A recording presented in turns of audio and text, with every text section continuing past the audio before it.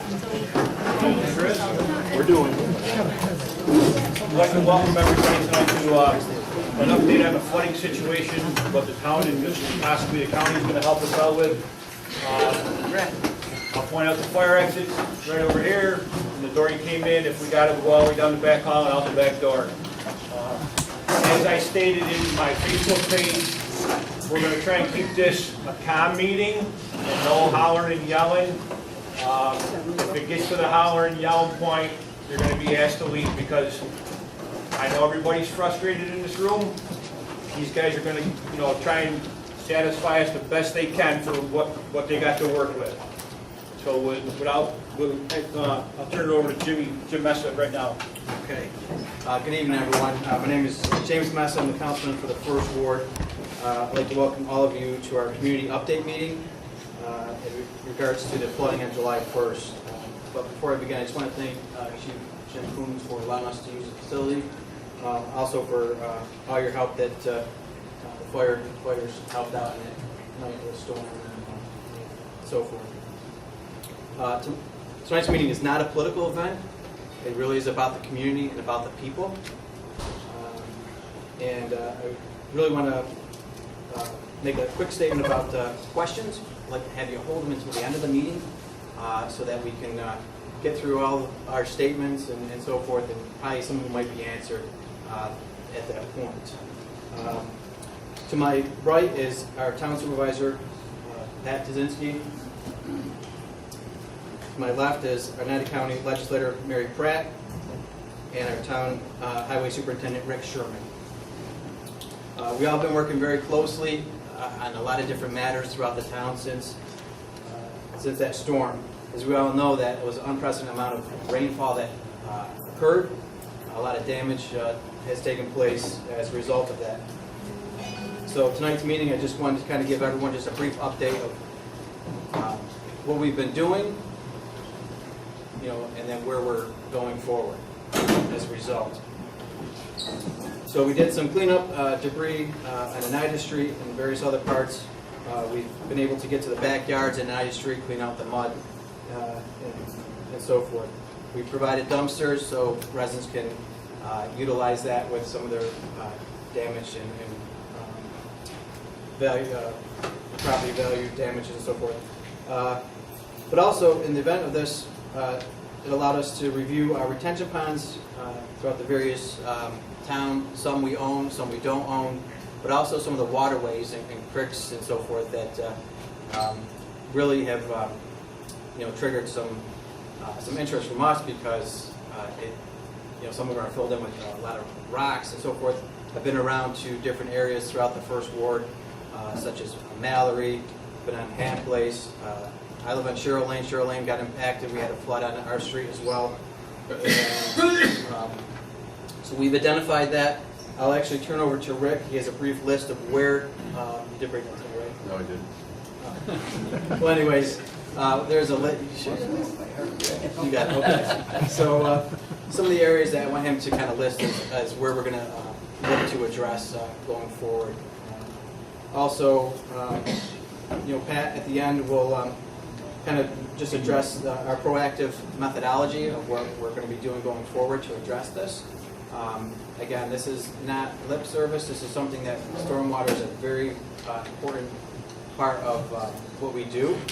Unfortunately, that we do get a lot of rain. And lately, the storm systems have been much stronger than they have been in the past. It seems as though it's getting more and more stronger as the days go on. I mean, we've had tropical storms, hurricanes, and so forth that just really isn't something normal for our area. And then Mary Pratt will also address the issues that she's been handling for the county. There's a lot of county roads that were impacted by this. Roberts Road, was washed away in a certain portion. So I'll let her talk about her role in this situation, as well as speaking to you about the 211 process. So at that point, Rick, can you just kind of give us an update on the creeks that we've kind of identified? The creeks that mostly run throughout the town. We have Palmer's Creek that takes care of Mallory Road, Upper Mallory down through. That's full of gravel and needs to be cleaned out. We also have a mud creek over in Commercial Drive area that's full of gravel again. Sessions Road, there's a creek that runs down to the backyards on that road. Up here in Chadwick's on Grange Hill, we have that creek that's comes down through the hill that's being full of gravel. There's about 20 of them that Chris and I have gone out and take a look at, and we just have to get in there and get the gravel out. There's one that runs down through Meadowbrook up off of Chapman. There's one on Bradley Road that comes off of the hills of Higbee Road down to the backyards over there. There's one down by Cascade Drive that comes off of Valley View Road. There's a couple over by Sherman Drive and Tabor Road that need addressing with debris and gravel. We're working close with the supervisor to put a contract together to get these things cleaned up. Detention ponds, most of them are open. They've been cleared. We check them constantly. There's a couple that need some attention, but not much. The road debris, we've picked up the road debris out of the roads. Oneida Street got hit hard down through Chadwick's, Grange Hill. The debris down through Washington Mills. It's took us a few days to get the roads debris cleared. We also got the roads back open and up here at Oneida Street, just above Whitetail and Elm Street. There was a major culvert pipe that had to be replaced. And we just finished that. It's not 100% done, but it's about 98% done with the guardrails up. The road has been paved. We got some more work in Whitetail. That detention pond, it's been open and running, but it needs some finishing touches there. We had a culvert pipe down on Tilden that got washed away. We got that back in, and that is getting ready to be repaved. I measured out some shoulder work on Oneida Street up through here from Red Hill, almost down by, Axford Road, up through by Red Hill, up to about the firehouse here. I'm putting a quote together that so that can get repaved, that shoulders are damaged, some of the road is damaged. I just shared it with the town supervisor that FEMA was in town this morning for a couple hours. They visited all our sites. Now that they've come and visited us, I almost think that they are going to come through with some monies for the town. But that they'll be meeting with us again in the near future.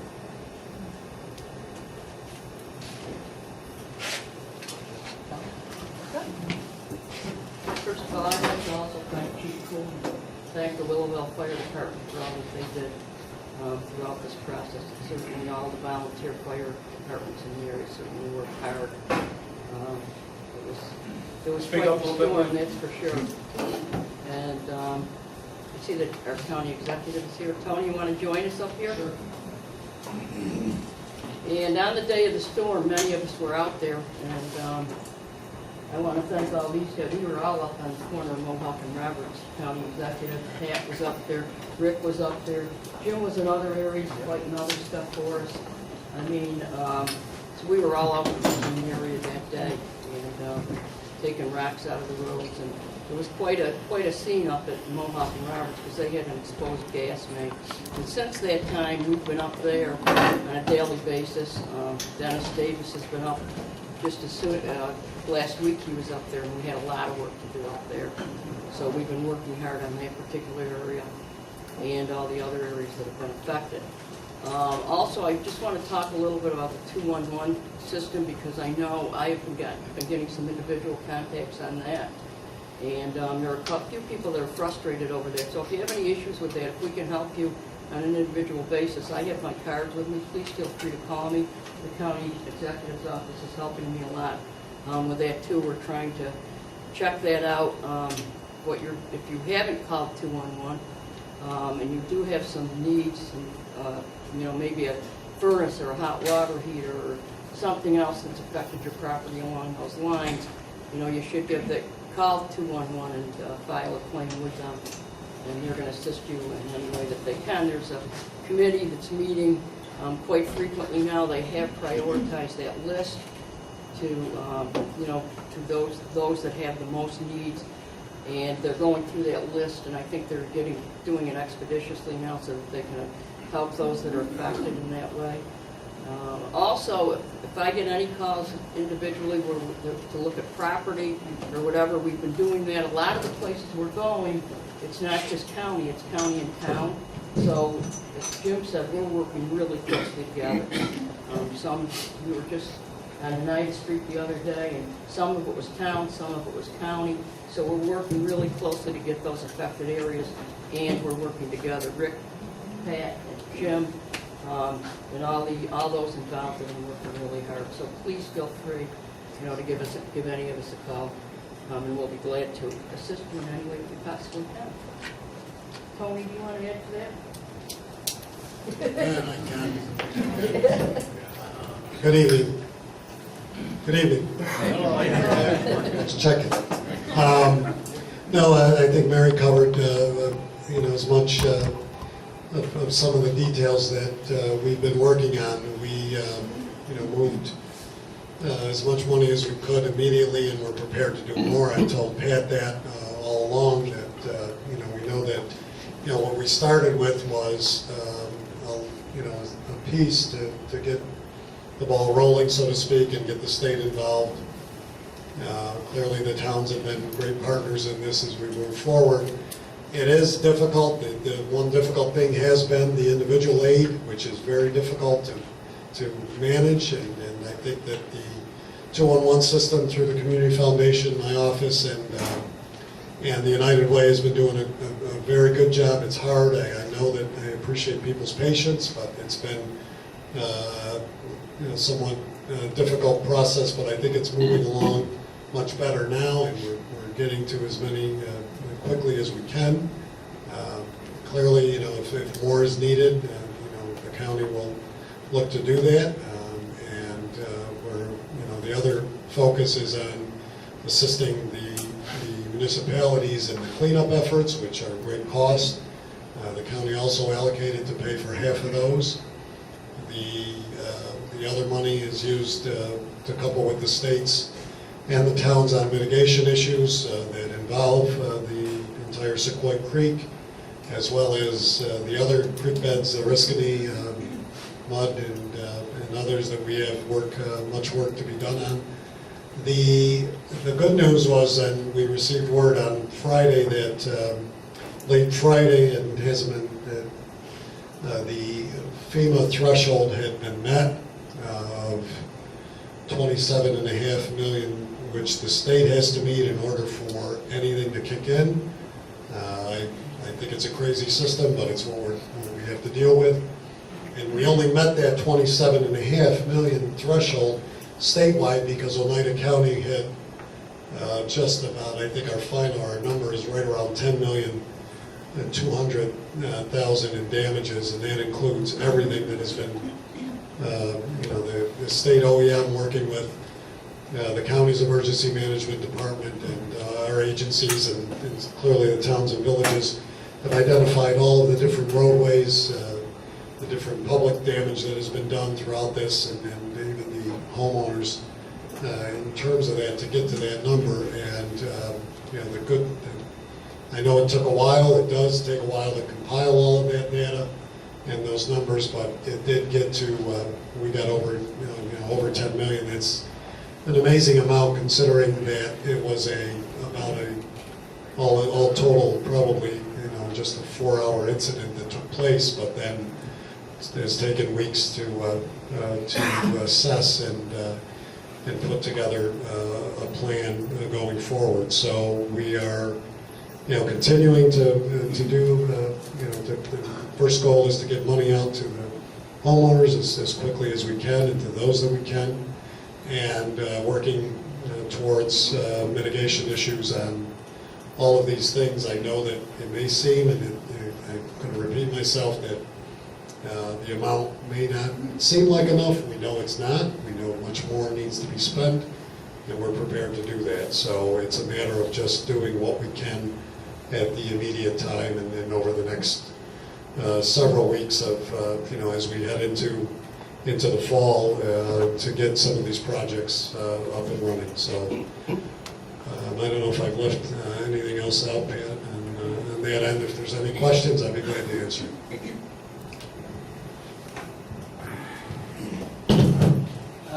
I would like to join Mary and Jim in thanking the chief and the Willowvale Fire Department for what you've done, not only in this past storm, but also in the two major storms and other events that we've had here. So it wasn't just this storm, it was back in 2011, 2013, when we had those other storms.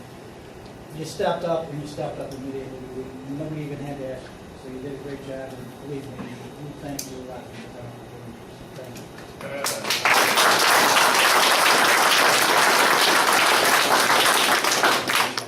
I also would like to tell you that we have been working closely with the county. Mary's been with us just about almost every day since the storm. The county executive, Tony Pisani, and I have been in, actually we were both out here on July 1st. He was here in the town looking over some of the problems that we've had. We've been in contact frequently since the storm, trying to work out numbers, trying to work out getting things going, and getting some things accomplished here in the town. I know that this is a frustrating time for everybody. There's nothing worse than flooding. I've been through it personally, good friends of mine, family have been through it, and in my opinion, there's nothing worse than it. So when I tell you that we are trying our best, believe me, we are. And since 2010, when I came in office here, we've had 3 major storms. We've had other storms, but 3 major storms. 2011, 2013, and the past one here on July 1st, 2017. Since the 2011 storm, we've really centered, myself, the board, and Rick, have centered on working more diligently on stormwater. We finally got through, after about the 3rd time, we finally got it through with Beechwood Road, and that project was done. We went up, we did a few more large projects for stormwater. The problem is that it seems like every time we do one project, it hits someplace else and we get another major storm. What happens in that case? The problem is we're always trying to catch up, right?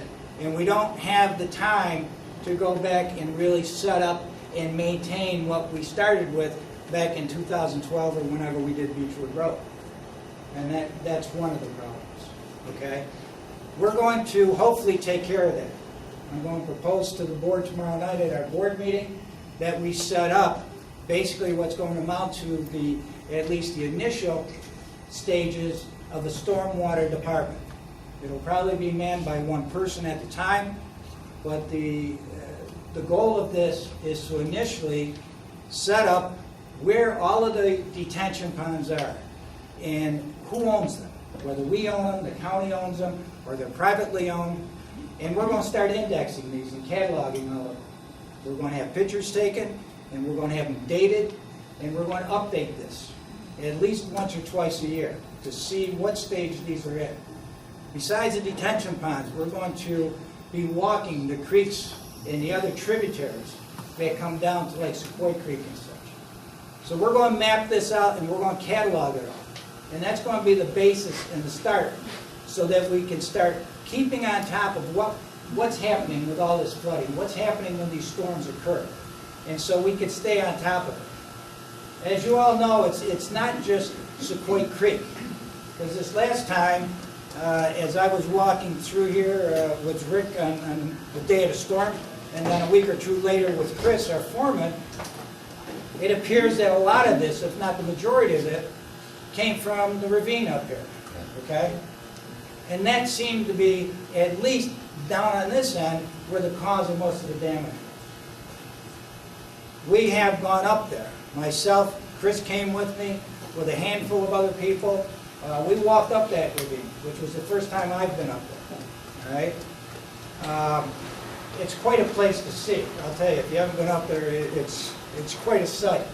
However, we did see what the problems were that were up there and what the problems are potential problems coming about. We did have a structural engineer with us. He came up on his own. He lives in Florida, but he was raised here in Chadwick, Washington Mills. And I think what we came up with was at least a consensus with everybody there. And I'm not going to say we've got a full-blown plan here, but we came up with a consensus of what has to be done in that ravine. In talking with Rick just before the meeting here, when he told me about FEMA, and of course with the money that the county has out there, we're looking to possibly at least start getting some of those trees cleared out that are one of the big problems on this flood. When the storms hit, those trees come down and they block, bring down boulders with them, bring down rocks with them, and that clogged up the box culvert that was down here, and then all of a sudden the water just flowed up and over, and that's when it started going into everybody's backyard and carrying the mud and silt and everything else. Okay? As I said, this is something that we just went through a week or two ago, so it's a plan, but it's not a detailed plan. But I think I know in walking there, and the people that came with me, I think seem to agree, the first thing we've got to go is go up there and clear those trees out. Okay? There's a lot of trees that are still in that ravine. There's a lot of trees that are leaning over, ready to go, and fall in that ravine on the next storm. So that's going to be the first step. And as I said, Rick and I talked about this. We're hoping that maybe we could use some of this FEMA money and get some of the money from the county that would match ours. And that would be the starting point to clean this up. As most of you know, if not all of you, there are 3 dams up there. We looked at those. We have a tentative plan. I don't want to go through it now because it's got to go through our engineers because they may tell me, hey, you guys are all wrong. That's not going to work. Okay? But we do have a tentative plan to do something with those dams which would alleviate the potential of a gush of water coming down should something happen to one of those dams up there if we get another huge flood like we did, okay? Because there is a potential up there. And I'm not saying it's going to happen the next time or the time after that, but all you have to do is go up there and look at it, and there is a potential. So I think we do have at least a tentative plan that we came up with. We looked at it. Now it's a matter of putting it through to our engineers, bring them up there, let them walk up there, and seeing if what we want to do goes, is viable. Can we do it? Can they make it work? Okay? But we do have a plan that's going to at least initially clear that ravine out, and that's probably 60 to 70% of the problems, would you say? Getting those trees out and getting that cleared out. And I knew Judy Cusworth, I don't think she's here, I didn't see her, but she was with us, obviously, when we walked up there. She's in agreement with this. She recognizes that something has to be done. Unfortunately, there are legal things that have to be done. We have to get easements and DEC and all the rest of it. Right? So that will take some time. But I think can we do questions at the end? But at least we do have a plan. And like I said, that seemed to be a big part, if not the biggest part, of the damage that resulted from the storm we had last time. Grange Hill, we're going to be moving on Grange Hill. Right now what's happening is we're waiting for our town attorney to finish up the contract, which he should have done in the next couple of days. Once that's done, then we're going to start moving on Grange Hill to get that done. Okay? So I think if we could get Grange Hill done, and that'll be phase 1, as I call it, which will be the top ponds. We're waiting for approvals from DEC. I'm looking at Tony because Tony's been very helpful in trying to push these things along and get these permits through. Okay? We're waiting for those permits to come through. Once those permits come through, we could go out to bid on the bottom half of the Grange Hill project. And I'll be honest with you, I'm not an engineer, but you got to have both. Okay? One's not going to work with the other. We're going to put the ponds in. They may help. I don't know. But we got to do the bottom too. And that's why I'm pushing to get these permits done so we can get those bids out so we can work on the bottom half too. okay, this year. So hopefully, when that project's complete, we're going to have that end of Oneida Street hopefully taken care of because of the Grange Hill project, because down there, going into the hotel, etc., that's where a lot of the problems are coming from, off that hill. And we'll take care of it with the Grange Hill project. And down on this end, again, I think it gets back to the water coming down this ravine, and we've got a plan to take care of that also. So we do have a plan, two of them, Grange Hill and the ravine. Grange Hill is closer to fruition right now than the ravine, but we're not going to stop working on this. Okay, we're going to keep going with trying to get some plans from our engineers on the ravine. Right now, the money's here. And I'm not saying all the money, but we do have the county executive and the county legislature has been very good with getting money out to us. As Tony said, allocated already $2 million that's going to go to the towns. Okay. If FEMA comes in with money, we don't want to say what that's going to be at this point, but hopefully between that and what we kick in on the town, we should be able to get both of these projects up and running relatively soon. All right? We, as a town board, we've already allocated, we allocated at the last town board meeting, $250,000 to at least start with the cleanup, et cetera. Okay? And we'll add more as that's needed to get things moving. Above and beyond that, we did go out to bid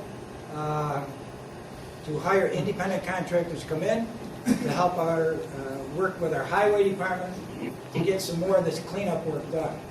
Okay? Those bids were opened. I'm hoping that at the board meeting tomorrow, we get those passed so we can get moving on it. I know Rick wants to expand on that bid to get it a little bit more detailed and get some more contractors in here so we have more people that we have available to us to do some of this work, this excavation work, digging, etc. My hope is that we pass the bids that were received and then also go forward to go out to bid for what Rick is looking for to expand on that bidding process. All right? So we're doing everything we can, and I'm serious. And we've been trying this for a number of years. Even before I was in office, I know there was millions of dollars, literally millions of dollars, allocated to stormwater. Okay?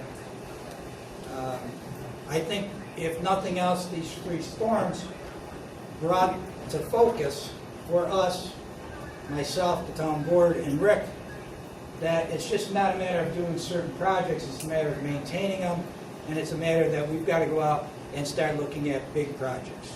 And when I mean big projects, Grange Hill is going to be a big project. That'll come in well over $1 million. Okay? The ravine, I don't even have a cost estimate on that, but I know it's not going to be cheap. Okay? So the board is willing. They want to get these things done. We will get them done.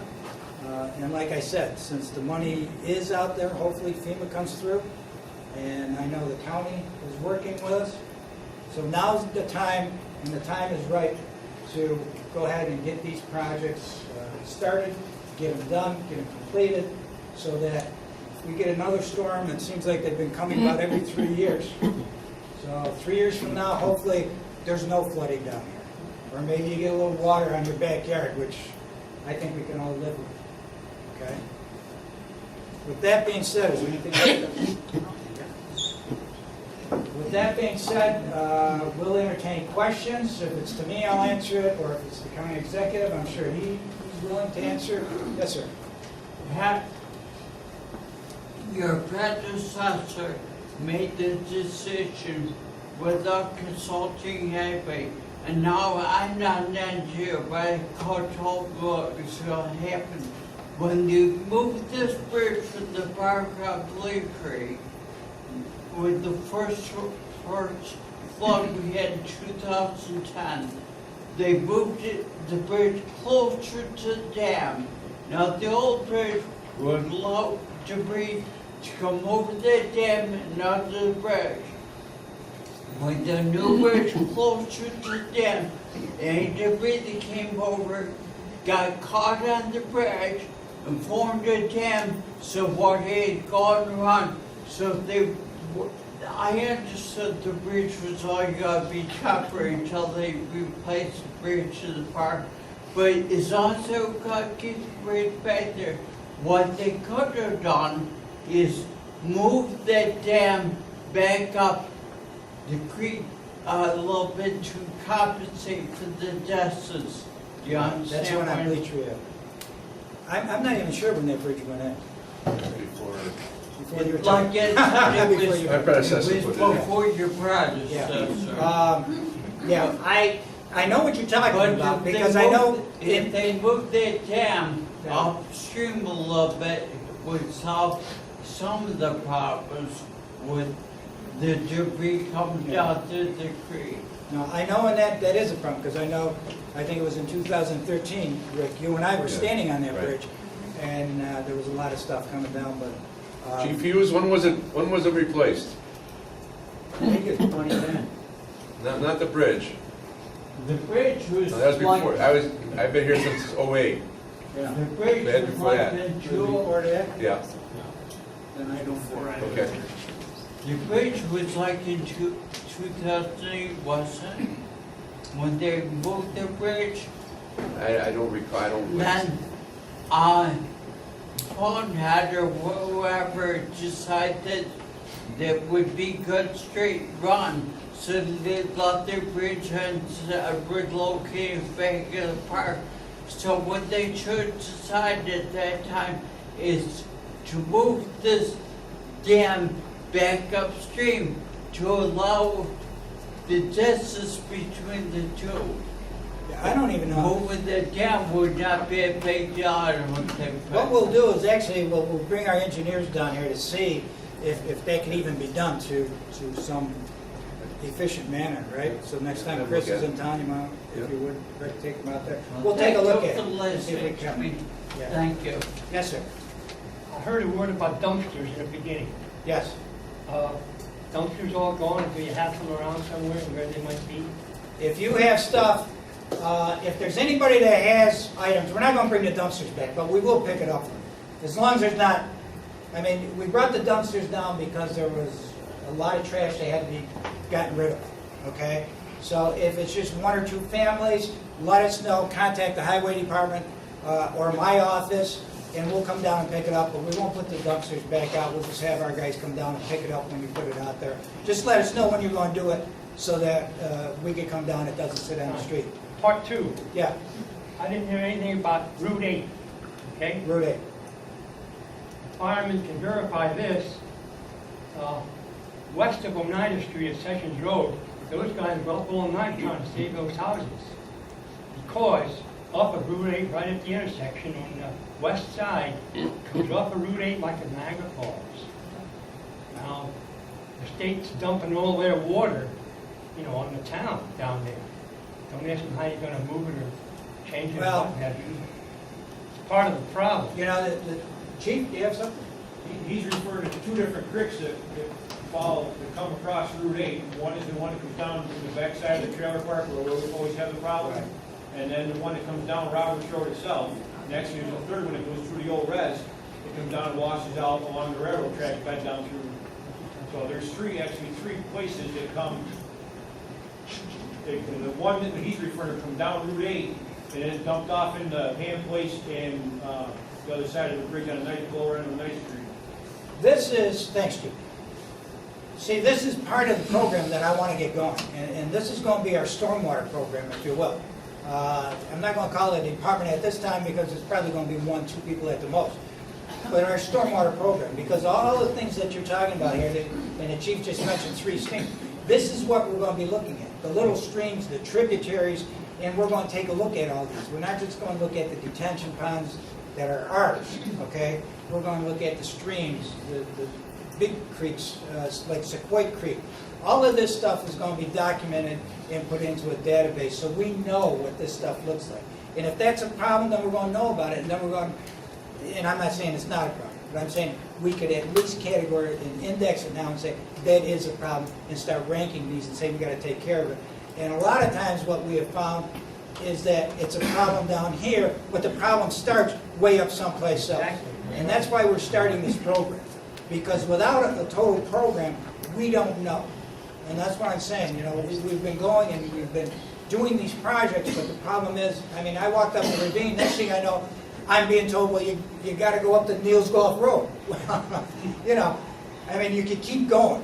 And I don't know what it is about the town of New Hartford, but we've got a lot of creeks and tributaries, and it just seems like the water from all over the place comes here, and of course it gathers as Croy Creek and then it goes on down to Whitestone. But we do have a lot of these things, and that's why we're setting up this program. So, you know, at some point, and I'm hoping that we get this started this year, I can guarantee you it won't be done this year because there's a lot out there, but these are some of the things that I'm talking about that this program is going to take care of. Yes, ma'am. I'm Pam Wynn. I live on Pheasant Lane off of Cheryl Lane. And we've been there for 12 years, and I can't even tell you how many times our basement's been flooded. What's with the railroad tracks? There used to be, beyond the railroad tracks, Rick, right straight down, there's a culvert that goes right underneath. It's so chock full for the past 5 years, nothing can go down there. It comes in our house. They dug out there, there's a big pipe there, it's shot. They dug it right up. Did you see that? Yes, they did.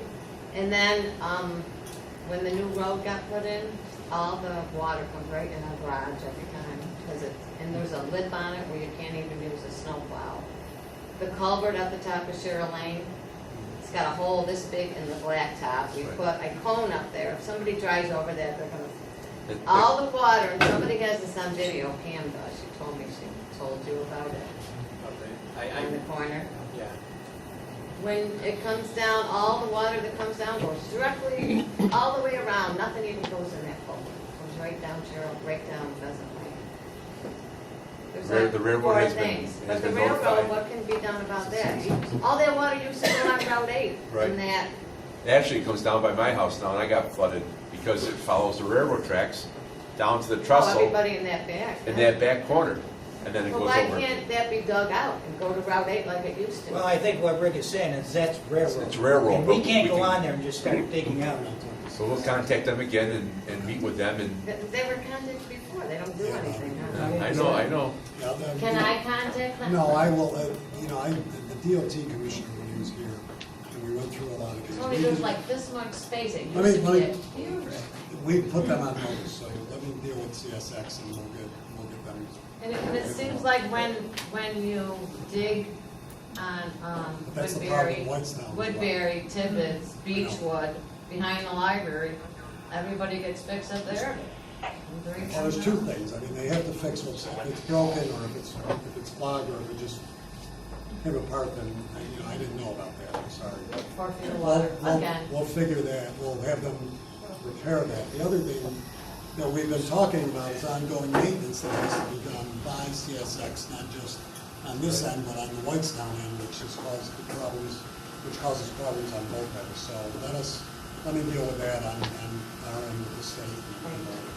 We'll get some Oh, thank you, action. Rick, for the town coming and picking some of our stuff up. Thank you. Yes, sir. Yeah, I'm sorry I didn't make your last meeting, so this is gonna be a fairly long list. It's great to sit here and listen to all this, but I heard this crap 6 years ago. Everybody had money, everybody's doing this, everybody's doing this. I know Chris and I know Mr. Sherman walked up my property along the ravine, which is Glen Creek, and looked at the debris that was in it 6 years ago. We had the conversation 6 years ago. This was going to happen. 2 years later, Irene and Lee hit. I had 3 boulders the size of V6 motors sitting in that creek next to my house.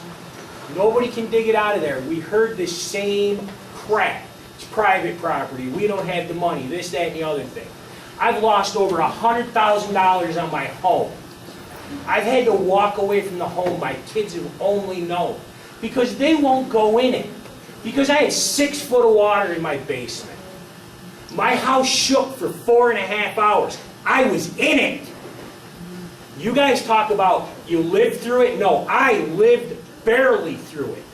Your engineers want to cut down the trees next to my house because they may pose a problem at some point in time. Those trees saved my life because I had 5.5 foot of debris piled up against them and water coming over the top. I have the pictures to prove it. I had 6 foot of water in my basement in less than 7 minutes. 7 minutes. I had 3 foot of water through my backyard. I had 1.5 foot behind my barn. I had over 4 foot going around the front of my house and no water going under that box culvert. None. All those trees had been there for years. I had to constantly call the town to come with their little toys and dig 6 inches of gravel out of there so that it would flow. Well, I watched it pile and pile because 4 or 5 years before that, 10-foot section of that wall fell in that's privately owned, and the town did nothing to the property owner to fix a wall. I took Boy Scouts to one of your town meetings about 1.5 months ago, and I listened to a property owner who has a structure or something that's deemed dangerous, and you guys are all up in his business about getting it secured and everything else, but for years, every resident in Chadwick's complained about that wall being down. Nobody did nothing. Your codes enforcement officer was in Melody's property looking at my son's pet chickens that we had to get rid of because I live in an MDR. But when I turn around and ask, is there a code violation for a retention wall down, I get, oh, we can't talk about that, and everybody disappears. Now I lose my home, I'm living in a goddamn camper in a campground, and I gotta walk away from what I built and lose tens of thousands of dollars because of the inaction of this town. And you're gonna sit there and tell me it's gonna change? You knew about the debris in that creek, you've known for years, you did nothing. Every time I call, I say I need heavy equipment. Thank God I get the Willowvale Fire Department to come and do something, because I can't get excavators, I can't get bulldozers in there, I can't get 3 boulders the size of a V6 out of there for damn near 4 years. And all of a sudden you're telling all these people you're going to do something now? Tell that to the people that replaced their friggin' furnaces 3 times now. Because this is the first time I've had to do it. I'm lucky enough I got to walk away. Literally, with my life. A friggin' 200-plus-year-old house. Boulders bouncing off of it. Trees bouncing off of it. A lot of these people didn't have to go through that. They got water in their basement. I'd love to know how many tons of rock was pulled off the side of my house. Any idea, Rick? How many 10-wheelers pulled out of there? About 50. And you're telling all these people you're going to solve this? You haven't done crap in years. I walked out, and now all of a sudden, you walked up there, you saw it. I was at your town board meeting with pictures and showed you. And now it's a problem? I lose $100 grand. Now you're doing something. Okay. I'm not going to say you're wrong, but I will tell you... Oh, I got the pictures to prove I'm not wrong. No, I know you're not wrong with regards to flooding and what happened down there, okay? And I'll be blunt with you, and that's what I'm here to do tonight. We couldn't get up there, okay? Finally, after this last flood, we are now getting cooperation from the property owners, okay, that we are allowed to go up there, okay? Now, I know that you know, when you sit here and you listen to government and they start talking legalities and all of this stuff, you don't want to hear it, especially when this gentleman had the losses that he had, okay? If I was in your shoes, I probably wouldn't want to hear it either. But as a town supervisor and as our board members sit there and you have a town attorney said, you know, you can't do that. That's illegal. You could get sued. Okay? We can't put the town in that jeopardy by our actions. And the reason I said why we're going to do it now is because we do have cooperation now. And that's why I took that walk, because I wasn't allowed to go up there before. Hold on. I wasn't allowed to go up there before. And this is the first time that I went up. This is a comment. Pat, she signed the paperwork 6 years ago right in front of me. I watched her. I signed the same paper. Your lawyers, your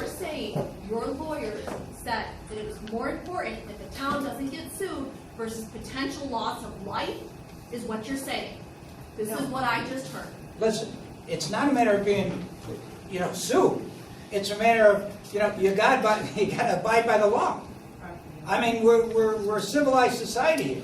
Just because we look at that and say something's gotta be done, we can't just go up there and say, hey, guess what? Forget the law, we're gonna go up there and do that. So it's not a matter of just sitting back and saying we don't want to be sued. It's a matter that you got to abide by the law. Go ahead. Can I ask you a question? I mean, I understand, and I haven't been up there, but to my understanding is that there's 3 ponds up there that are privately owned. Yes. How, if they are privately owned, I'm responsible for my property and how I maintain my property, and if somebody gets hurt on my property causes damage. They didn't make her fix the wall 10 years ago. How is the person who owns that property, and I don't know who it is, to be honest, how is it not the people who own the property up there who aren't maintaining it causing the damage down to our, because I'm going to tell you, my garage filled with stuff, I lost thousands of dollars, lost my furnace, already, this is what, 3-4 times already, again now. So my concern is, I understand that the town can't just go up on somebody's personal property in town, but how are they not responsible or held responsible for the damage? Do you understand what I'm saying? Why is the town not holding them responsible? You got a lawyer, sue them. So we have to sue them, not the You town, can't use the the private. strong arm of the government to go sit after them. I don't think you No, can. but they're not as people in government the town, fix it. we have to sue the people who own the property up That there. or Okay. the government should be. Can we just, if we can, keep this? But I think what you're looking at, and unfortunately, the town attorney couldn't make it because he was in court tonight. But I think what he would tell you, and this is not a legal opinion, but that's a civil action. And when you say civil, that means you're absolutely right. You would have to sue whoever the owner of that is, and then try to prove that they did something that harmed your property. Okay? I think, do we have a question? Yes. Yeah, I got a couple of She's got questions. insurance. First of all, I live on Bleacher Ave, and so far we've lost about 5 feet. The creek has cut into our, the back of our property. Now, I didn't own up to the creek, the county was telling it, but that's gone, and now it's coming into my property. The next thing is, in the creek bed itself, on the west side of the creek, there's a concrete wall.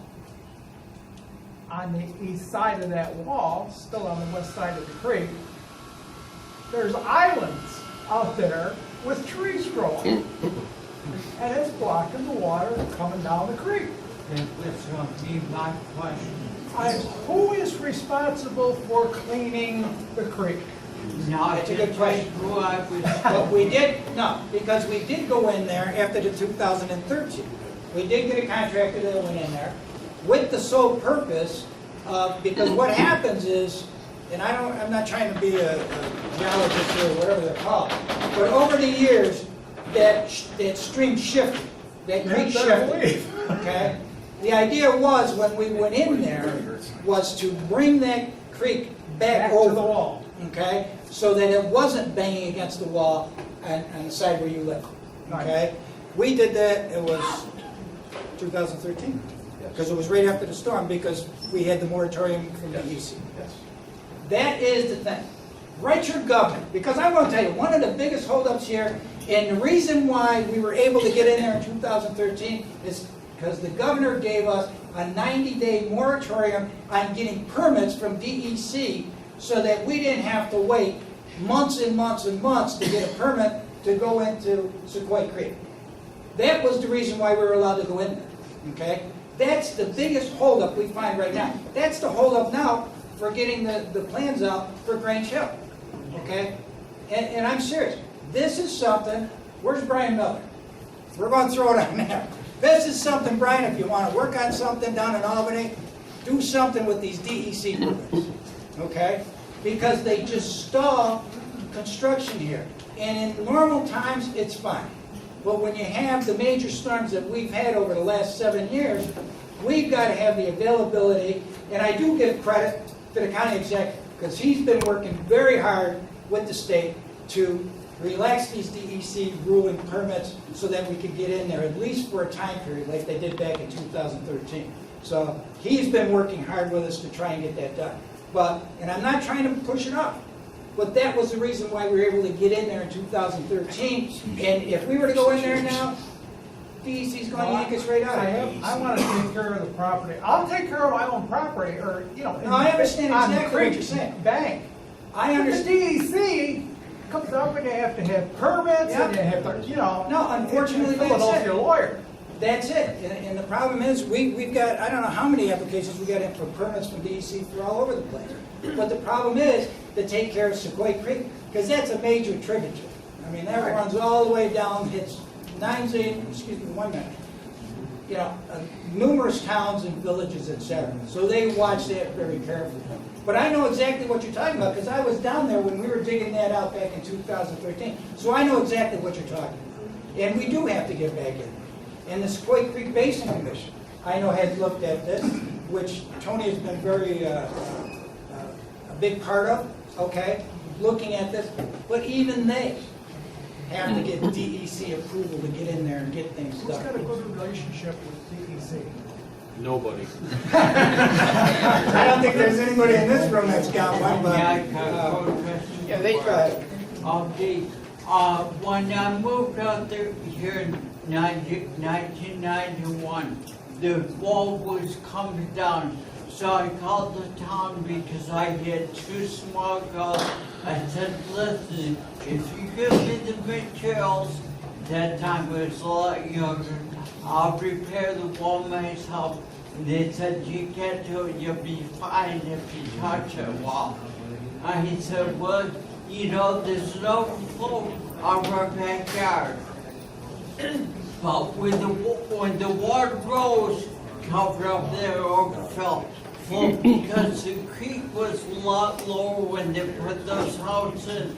So I said, who is responsible for dredging the creek? And I told them, I'm already engineer. The DEC is, and we're meeting with, my office is meeting with the regional director tomorrow to go over all of these issues that, that we've been talking about. We've got to, because we can't, the county can't, nor can the towns, nor can any private individual go into the creek without permits. We're getting the permits process relaxed, like we did before. We're also getting them expedited so we can get in there literally as soon as possible over the next few weeks. We know that that has to be dealt with, as Pat said, the entire Sequoia Creek area and even the others. We've done it before, and quite frankly, on some of the ones we have done up to this time, they did hold up during the storm, but the other thing was the storm was so powerful that it just overrode some of these repairs as well. So while we, continue to dig deeper, widen, and, clear up the islands, there does have to be ongoing maintenance. We're trying to work with DEC now to get the permits at the beginning of the season and near the end in the fall, so that the county and the towns collectively can go in and clean up the debris and closest to the banks to alleviate some of this as it goes forward. So the plan is to widen these and to layer some of them, and we're just we're going to meet with DEC tomorrow to expedite. Well, the creek really needs to be dug up, right, completely. It does, and I had the commissioner, lowered. we have a commissioner of DEC who's a lot different than the past. I walked with him the length of these creek beds over the last 2 weeks, and so he's understanding and sees what has to be done, and I'm confident this time that, and I know it, nobody wants to hear always, it's this time rather than last time, but I do believe that some of these, as we go forward, at least in this season, for what we have left this year, we can hopefully widen some of these areas. I'd like to take care of my own property, but Sure, I kill it understand. and finish. No, we don't want, yeah. No. Yes, sir. Look, here's something I have a concern with, and we probably assume most of these other people do. We're 5 weeks into this, now been 5 weeks. What I disagree with, and I'm hoping they can come up with a better way, is communication. We don't get much information here. We have to go by what's going on in the news. We have to go by, you now have this nice little website that you put up there, but I just found out about this meeting yesterday, 3 o'clock in the afternoon. A little more communication. I don't come up monthly, if you come up with this something, if you're gonna start making these decisions to make changes, that's great.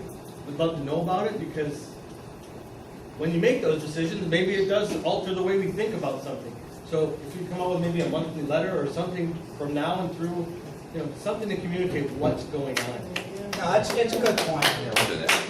Considering some people This- don't have access to information right now, Well, because they're living in a this camper. Okay. This was given to the newspaper about 10 days ago, and asked them to put it out as a notice. My secretary, Carol, tried to get a hold of the reporter today to see if and when it went into the paper, so, and he was tied up, I guess, he didn't get back. So we tried to. It was, I'm going to be honest with you, if you have access to a computer, it was on our town website. We've been trying to put as much information on there as possible. I would say that that's going to be the best. And I'm not trying to slough this off, but 5 weeks, there's been a lot going on. I know Rick's been tied up with just trying to clean up out here, okay?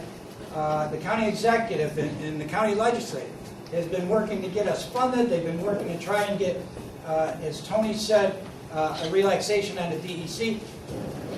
And I guess one of the things is 5 weeks, yeah, it's over a month, but I'm going to tell you, these things happen so quick, so fast, and they happen all the time. It's tough on any communication to keep up with it, okay? We try to get it into our website as soon as it happens, but just tonight, Rick finds out about FEMA. He tells me, this is the first I heard about it, and Rick just found out about it today. The county executive found out today or yesterday, whenever it was. But these things, when you say 5 weeks, yes, it is a long time. I'm not going to say it is. But so much has been happening in these 5 weeks. And when I tell you, our town board, our town highway, and the county has been working very, very hard to get this cleaned up and to also look to the future. And that's one of the things the county executive and I have talked about, and he brought up, is to look to the future to be proactive on these things. And I know that's one of the reasons why the county has funded as much money as they had into this pot here, if you will, is to start being proactive on getting these things done, okay? And I know there's a couple of projects that the county's looking at to work with us on. And again, we're moving forward. Matt? You talked about FEMA, but is FEMA going to have individuals or just, or not? Not that I know of. I don't know, we don't know yet. We have to see what the total, arrangement is and whether or not there's. Trailer park, and I have Split Creek going this way, and this other creek from wherever going this way, and it's 4 times I've been evacuated. 4 times my insulation's been torn down, my skirt and everything. Well, And the state helped, the FEMA helped us one time, and the state helped us one time. And now there's something, I've been talking to Mary Craig, this is Wendy Jones, and she's been helping me a lot. So there is some help out there, but yeah, because the county did put that $275,000. We're going to find out from FEMA sometime in the next few days or in the next week, what exactly is going to be available for property owners. I just can't answer that. I'm sorry. But I will. And we'll try to get the information as quickly as possible. I have a question. Who is ultimately responsible for the ravine? The property owner right now. So, but the town is going up in there to clean that? Pardon me? The town is going to be financially responsible to go up there and clean that out? Well, it's a decision that the board's going to have to make, okay? I mean, to me, I just find it more responsible financially to make the landowner be responsible. Her irresponsibility caused this gentleman to lose his home. I was there the day, and I have to thank Jim and Mary because they were here in the trenches with us. Jim was here directing traffic on a Sunday, right out here. And I find it very unfair that somebody else's irresponsibility can cause them to lose their home, but the town is going to help her out. Where do we help them? That's a property owner. Well, hold on. You know, what you're saying, I can't say is wrong. But I'm going to tell you right now, Rick, half, if not more than half, of the stormwater we do is on private property. Already, millions of dollars is on private property, okay? We get easements, okay, and then we go in there and take care of a problem that takes care of a number of people, okay? And the rule is, or the law is that you can't go on private property to take care of one person, that person, okay? But if it involves, there's a number, our town attorney's not here, but I think it's 10 or something like that, residences, okay, then you could go onto private property. Again, if you have permission to go on there, you could go on there and do it. But the majority of our stormwater is done on private property, so that would not be an exception. I mean, it would be a big project, but what, Grange Hill, for a big part of it, is going to be done on private property. So, I can see what you're saying, and I can't say you're wrong. Will it benefit the property owner? Sure it will, but so is it going to benefit the property owners up on Grange Hill. It benefited the people up on Beechwood Road and Janet Terrace and all the other ones we did. So it's one of those things. I mean, do we, you know, if we said we're not going on private property, help anybody else, we wouldn't do any stormwater. Seriously, we'd be digging ditches out and that'd be the end of it. So anyway, like I said, the majority of our work on stormwater is on private property anyway. And if it ends up that the town decides that we do go up here, yeah, it's going to be on private property, but it's going to help. And I'm going to be honest with you, not only all the houses I saw down here that were destroyed, but probably even further down White Creek, okay? If we can control some of that water coming down. I understand it. It just seems like, you know, I have friends that had a hole in the structure of their roof, and the town board called them, and they had to get that fixed. All it was an eyesight. It was not a danger, and you have to fix that as the property owner. Why are they not being financially responsible? Again, we're looking at civil matters compared to zoning. Why did they get to block access? Excuse me, I'm sorry, I didn't hear. Why were you blocked in prior floods with access to assessing the problem? Well, just like anything else. I mean, you own a house. If you don't want the town to go on there, you could just say, we don't want you. But you were on my property, at least some of your representatives, and you could see the damage from my property. And I saw the damage. But I'm saying down. 6 But years that doesn't give ago, us- easements were signed. I watched it be signed with my own eyes on my front lawn. Nothing was done. You had the opportunity then to possibly solve the problem now.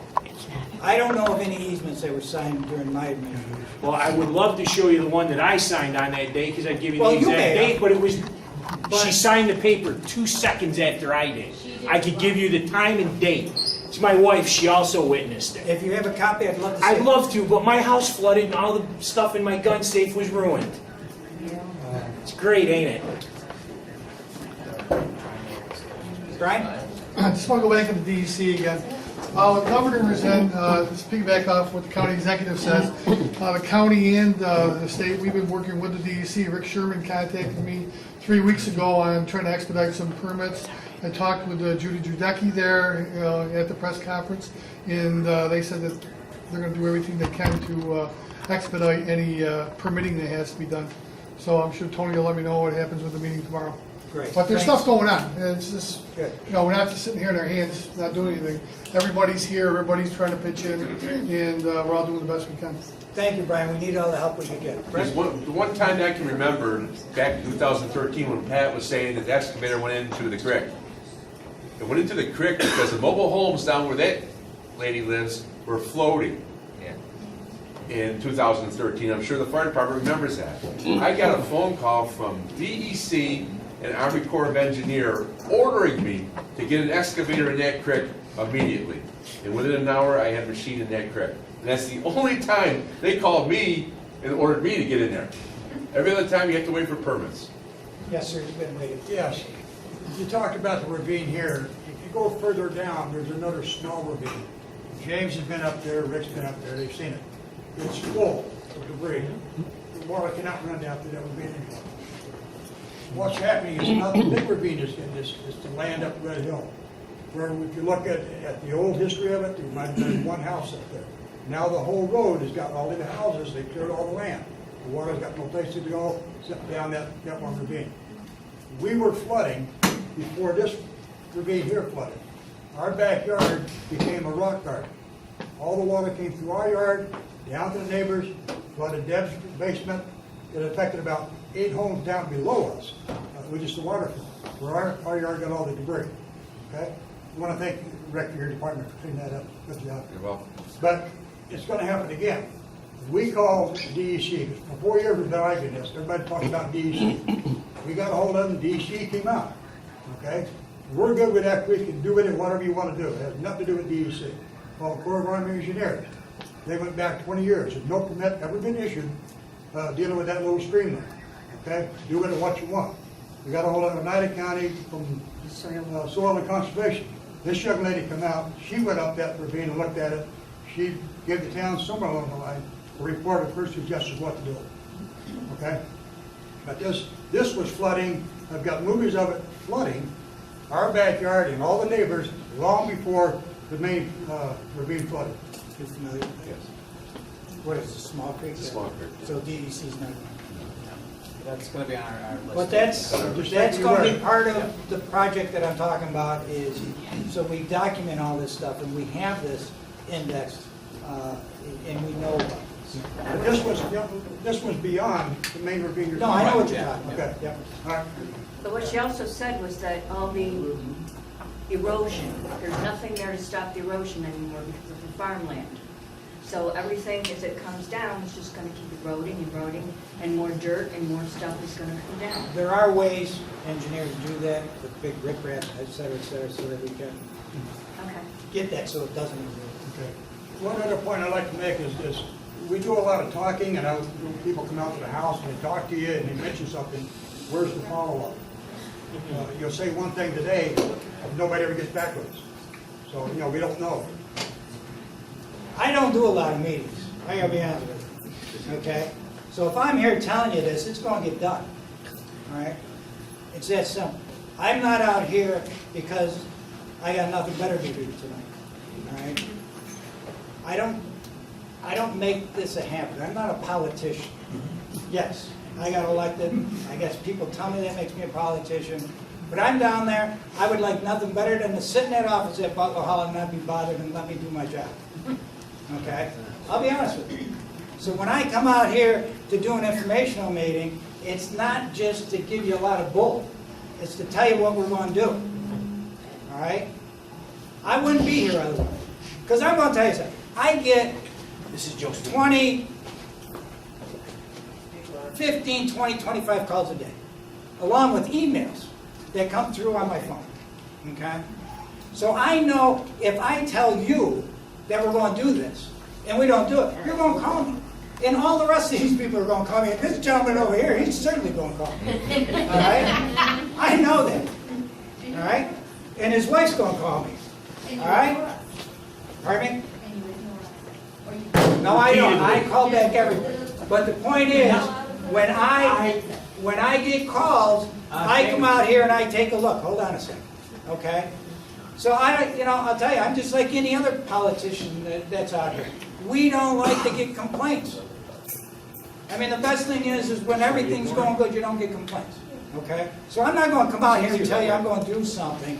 And Jim and the rest of our board and our highway superintendent and our county executive and county legislature, they're not going to tell you we're going to do something and then not do it. Okay?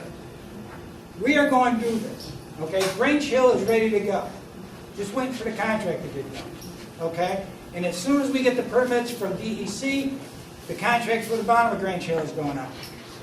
All right? We got cooperation from the landowner at the big ravine over here. Okay? And we've got an idea of what's got to be done, a plan, okay? So we're going to be working on it. What about Roberts Road? Roberts Road? You haven't mentioned that, where it was. You know, I'm going to be honest with you, we got a lot of problems here. It's not in the plans. Well, that's why we're doing this project, because we have so many. I mean, just in Chadwick, there's a lot. I mean, Sequoia Creek, Roberts Road, the ravine, Grange Hill, et cetera, et cetera. But this project is going to take in the whole town. Okay, so we will be taking a look at Roberts Road, and we're going to be taking a look at all the other parts of the town in case somebody's lives outside of Washington Mills, Chadwick. Okay, so that's why we're having this program. Yes. Oh, I'm sorry. Give me 1 minute. Yes. I'm confused. You mentioned in your opening remarks that you have a tentative plan. Yes. And you're presenting that tomorrow night at the town board meeting? No. No, all right. Now you're talking about the ravine? Yes, Okay. but you said then it needs to go to the engineers. How Yes. did you come up with a tentative plan without having the engineers as part of it? We had an engineer. I said that at the opening. We had a No, structural but you engineer. said, but it needs to go to the engineers. Right. Right. Because when we went up there and we walked, okay, we came up with, we knew what had to be done and an idea of how to do it. Because the engineer that was with us gave us an idea. Who is that engineer, sir? Doesn't matter. And who it So it was. was Judy's son. No, it wasn't. No. So, when all the other people were there, they said, that makes sense, okay? But the reason why we give it to the engineer is because how do we take that plan and effectuate it? In other words, how do we get it done? That's where the engineers have to come in, okay?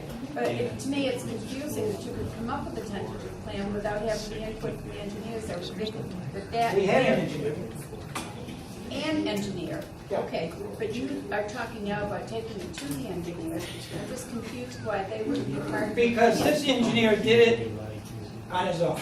He went out there, he wasn't from here, he had an idea of how that could be taken care of, he knew it was a problem. He called me up, he said, Pat, would you like to take a walk up there, and I'll just give you my plan. And even he said, you know, give this to your engineers and let them take a look at it, okay? But he's not going to draft all the technical plans that the engineers do to say, okay, here's how it's got to be done. That goes to our engineer.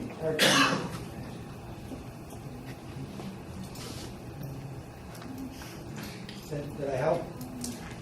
Well, I'm not gonna, I'm still confused that come up with a tentative plan with one engineer, and then you say that it needs to go to your engineers, and I'm just confused. I mean, I'm OCD.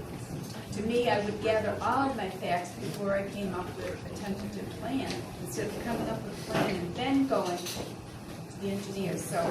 Well, I think we did. I think we came up, and that's why we had this engineer who was very familiar with that area. Right, okay. And he's the one that came to me and said, I've got an idea. I grew up in this area, I know what this is, do you want to come up? And that's why we brought up a whole bunch of people, and it looked like a good plan, but now we give it to our engineers, because, you know, we can't just go up there with bulldozers, they got to tell us how this has got to be structured. I just wanted to say, I've lived on 9th Street since 1997, and my husband and I have been suffering severe flooding since 2005, and we've had to replace our furnace and hot water tank, I think 4 times since 2005. We know what it's like to have 4 feet of water in your basement pretty regularly, so we can pretty much say we're experts with the flooding issue. We get the water from Grange Hill. However, with that said, I just wanted to say, I'm not going to complain. I'm optimistic of what the town board is doing. I'm also optimistic that our community is going to join together. Looks, this time, all of Chadwick's was hit. It wasn't just a portion of 9th Street here and a portion of 9th Street there. It just seemed like everybody was hit. And I just feel that we really need to be cooperative and join together. I thank Chief Kuhn. I found out about this meeting on Facebook. I appreciate the Willowvale Fire Department for notifying for the Facebook page. Thank you guys for updating it. So I encourage anybody who wants to hear about stuff, follow Willowvale Fire Company on Facebook. I get it from Mr. Mason, so that's how this all came. I had it on like 2 days after he got the okay with that. It was great. So Facebook is a great venue to find out. Also, if you guys want to keep informed, go to the town board meetings. That's great. Keep the pressure on the town board. You know, it's great to have a meeting every once in a while like this and, you know, vent, but go to the town board meetings and talk about these things. And that's all. I just wanted to encourage everybody and just let you know I'm optimistic. And thanks, Rick. You know, the cleanup has been amazing. I have to say, you know, since 2005, and I have struggled with every supervisor, every highway superintendent. You know, some have been great, some have been not so great. And Rick he's just been phenomenal. You know, I know he works really hard, and he takes all this seriously. I just wanted to say thanks. Thank you. He keeps the roads clear in the winter, and he's been bending over backwards to help us out. I believe you guys are serious about your cleanup. Keep it up. I'm going to say this much about what's going on here. Number one, the county has done a good job cleaning up. I wouldn't really go on the way to compliment Rick. If you listen to some of the things that have been said here, the gentleman over there, how many times he has notified the town that the debris has got to be cleaned out so that people don't get flooded, and they're promised that they're going to take care of it, and they never show up. We have been after Rick since 2010, 2011 to clean out town pipe, probably 75 feet in length, that takes water from now Red Hill, sends it over into the Supply Creek. It's 3/4 full. It has been since 2013, 2011. Nothing's been done to it. It needs to be dug up. Well, Rick will say he's going to do it, but he never gets up there to do a darn thing for us. He did make a little bit of a show when Mr. Meza, who's been very good, got him to come up. He came in and with his big $300,000 sewer truck that seems to spend more time putting down water for the street sweepers than it's actually used to do what it's supposed to be doing, and that's cleaning out areas that need to be cleaned out. Doesn't happen. There's no maintenance on any of these areas. K-Circle, 2 years ago, he was told that the place was silting in again. Nothing was done. They got flooded. Got flooded bad. And this same deal with us. We're going to get hit again. Because even though all this cleanup's going on, nobody's taking care of that pipe. And I had a fairly good discussion with him this morning about that. And he once again has promised that we're going to get that taken care of. He wants to take the pipe right out. That's a pipe that the town of New Hartford put in back in 89, 88. So, Mr. Emmett, I just want to interject. I did speak with Rick. I think we got a 2-week time period. It's going to get fixed. But like I said, we got to go back further in. I want to make sure if we do this, we're going to do this right.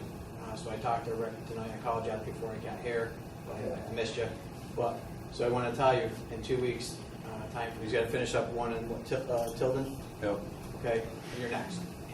Okay, that has to be done, and I know it But the because. thing is, once you do these projects, and I don't care if you put millions in the Green Shield, that pipe is going to fill in on you with 3 L coming down, and you got to maintain the opening of that pipe.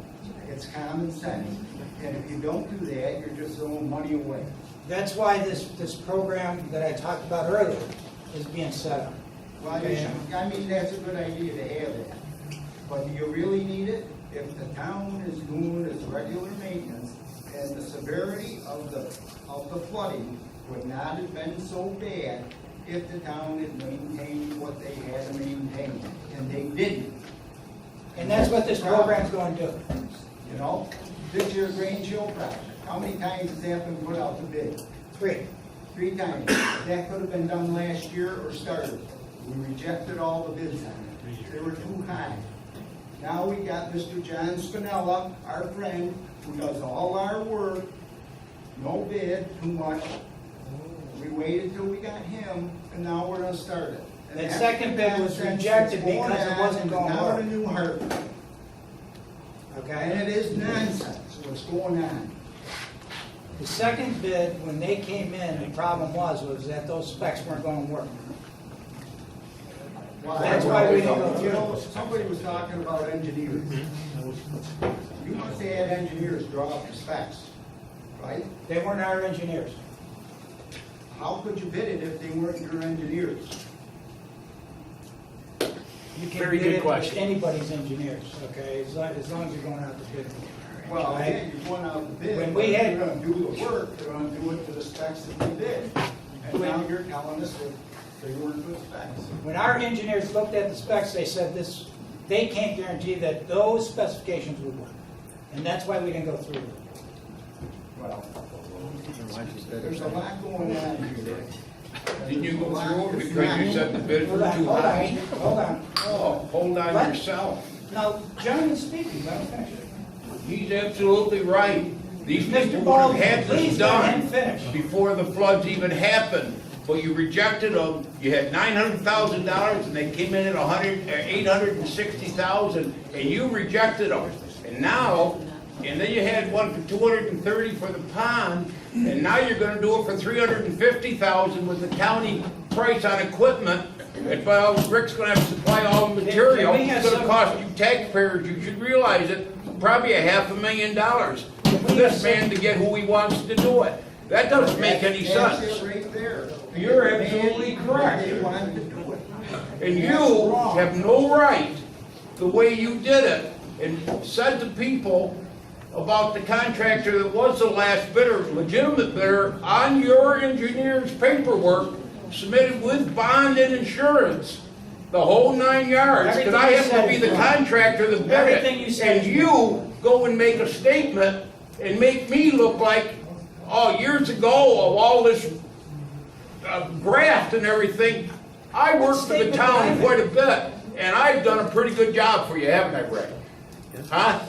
And I've really hosed you really bad. And a lot of you board members, I've worked for you guys on all kinds of little projects around the town, and have come in a lot less than what everything was gonna be done. But this man puts my name in the paper and accuses me of being a crook.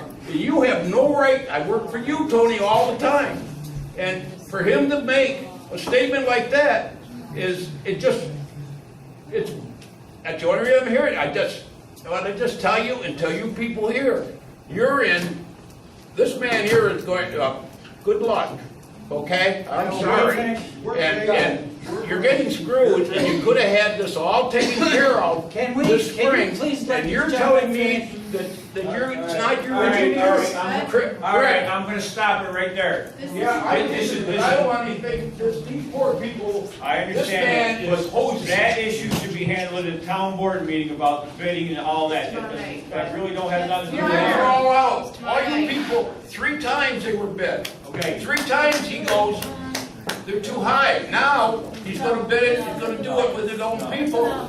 It costs you more money. You should be ashamed, you should be ashamed of yourself. That's a town board meeting issue, not. Well, we're breaking, they were putting $1 million in the surplus. That $1 million has been used to take care of a lot of the problems that we're now talking about taking care of. Is that not true? I just told you at the beginning, we've transferred $250,000 Yes. already over. Well, in the newspaper, they were saying they were putting $1 million in the surplus. Yes. Right. That could have been used the past couple of years or the last year to do some of these projects. And it wasn't. Nope. So, all I'm gonna say is, if you're gonna do the projects, you gotta maintain what you do. I agree. If you don't maintain it, which you haven't done, and we hear it from a lot of people around here, then you're just throwing your money away. I agree with you totally, and that's why we're doing that stormwater project. Yes, sir. You talked about Grange Hill and Red Hill, and it's quite devastating, some of the stories here, but some of the other sections of the town, I live over by Mallory Road, Palmer's Creek, and you guys cleaned it out once, and and there's enough crushed stone there to pave Mallory Road with stone and oil, if you need it. What is the plan? I know short term you're saying, yeah, we're gonna go in and fix the creeks and stuff and, you know, whatever's been damaged, whatever. What's the long-term plan of slowing down the water off the hill? And, you know, the county's going through this process with the sewers and tightening up the sewer system, so that just means more storm water is going to be an issue, obviously, because when you fix one problem, you're going to toss the water into another system. So my concern is that it's taken so long for some of these other projects to take place that, like a project maybe for Palmer Creek where you might install retention ponds from those developments, or Kingfisher, make some improvements there because there's a second stream that comes down, and you know, you can't use the intersection in Washington Mills because there's 4 feet of water. What are the long-term plans? And obviously, this is a regional problem. You know, this water is only going to Whitesboro. Whitesboro should be all over us, and we should be working with the town of Whitestown to get state funding to get these projects moved faster. 2 things. One is, and I was just talking to one of our other councilmen the other day, because he was talking about another part of the town, and we've got to do something. And what I said, and I think the entire board, the whole town needs, and that's what I was saying before, the whole town needs to be looked at. So we're not here tonight just to say that these projects and that's it. It's not, okay? And that's what that whole program that I'm going to bring to the board tomorrow night is going to entail, is that we're going to take a look at the entire town. It's not just going to be Grange Hill, it's not just going to be Sequoia Creek. It's going to be all of these tributaries, all of the detention ponds, all of these creeks that are flowing through the town. And that's why I said, this isn't going to be done in a couple of weeks, okay? This is going to be a big project, okay? And it's going to be an ongoing project, okay? And that's what I want to emphasize. This is not going to be something that we do and we get everything cataloged and say, okay, this is great, we're done. That's not the way it's going to be. This is going to be ongoing. This will be the basis of what I would hope that in the future becomes a stormwater department that works hand in hand with our highway department, okay? Cataloging these things, pinpointing, finding out where the maintenance is needed, where maybe new projects are needed, et cetera, et cetera. As I said before, I mean, the town geographically is a big town, and we have a lot of water, tributaries, streams, creeks, et cetera, okay? So we've got to get a handle on it, and the only way we're going to get a handle on it is through this project. And I can tell you, I'm going to be honest with you, it's not going to be done overnight, but we've got to start someplace, and this is going to be the basis and the start. Yes, sir. All right, I'm going to actually give you an attaboy on this one because at the last town meeting, I mentioned the word accountability probably 50 times. So this project you're talking about answers one of the biggest problems I brought up is accountability. So yes, your stormwater system you're putting in place is going to hold accountability. Well, who's going to do it? Is it going to be a position that we hire outside of our current staff, or is this going to be a volunteer position? Because knowing full well in my job, forecasting and determining how long workloads take, this is a full-time job. Yes. And it's not going to be probably just one person trying to forecast all this. What I envision, okay, is that this will be a full-time job to start with. Okay, it will probably be, we will put out requests for proposals, ads, to get these in. It'll come from outside, okay?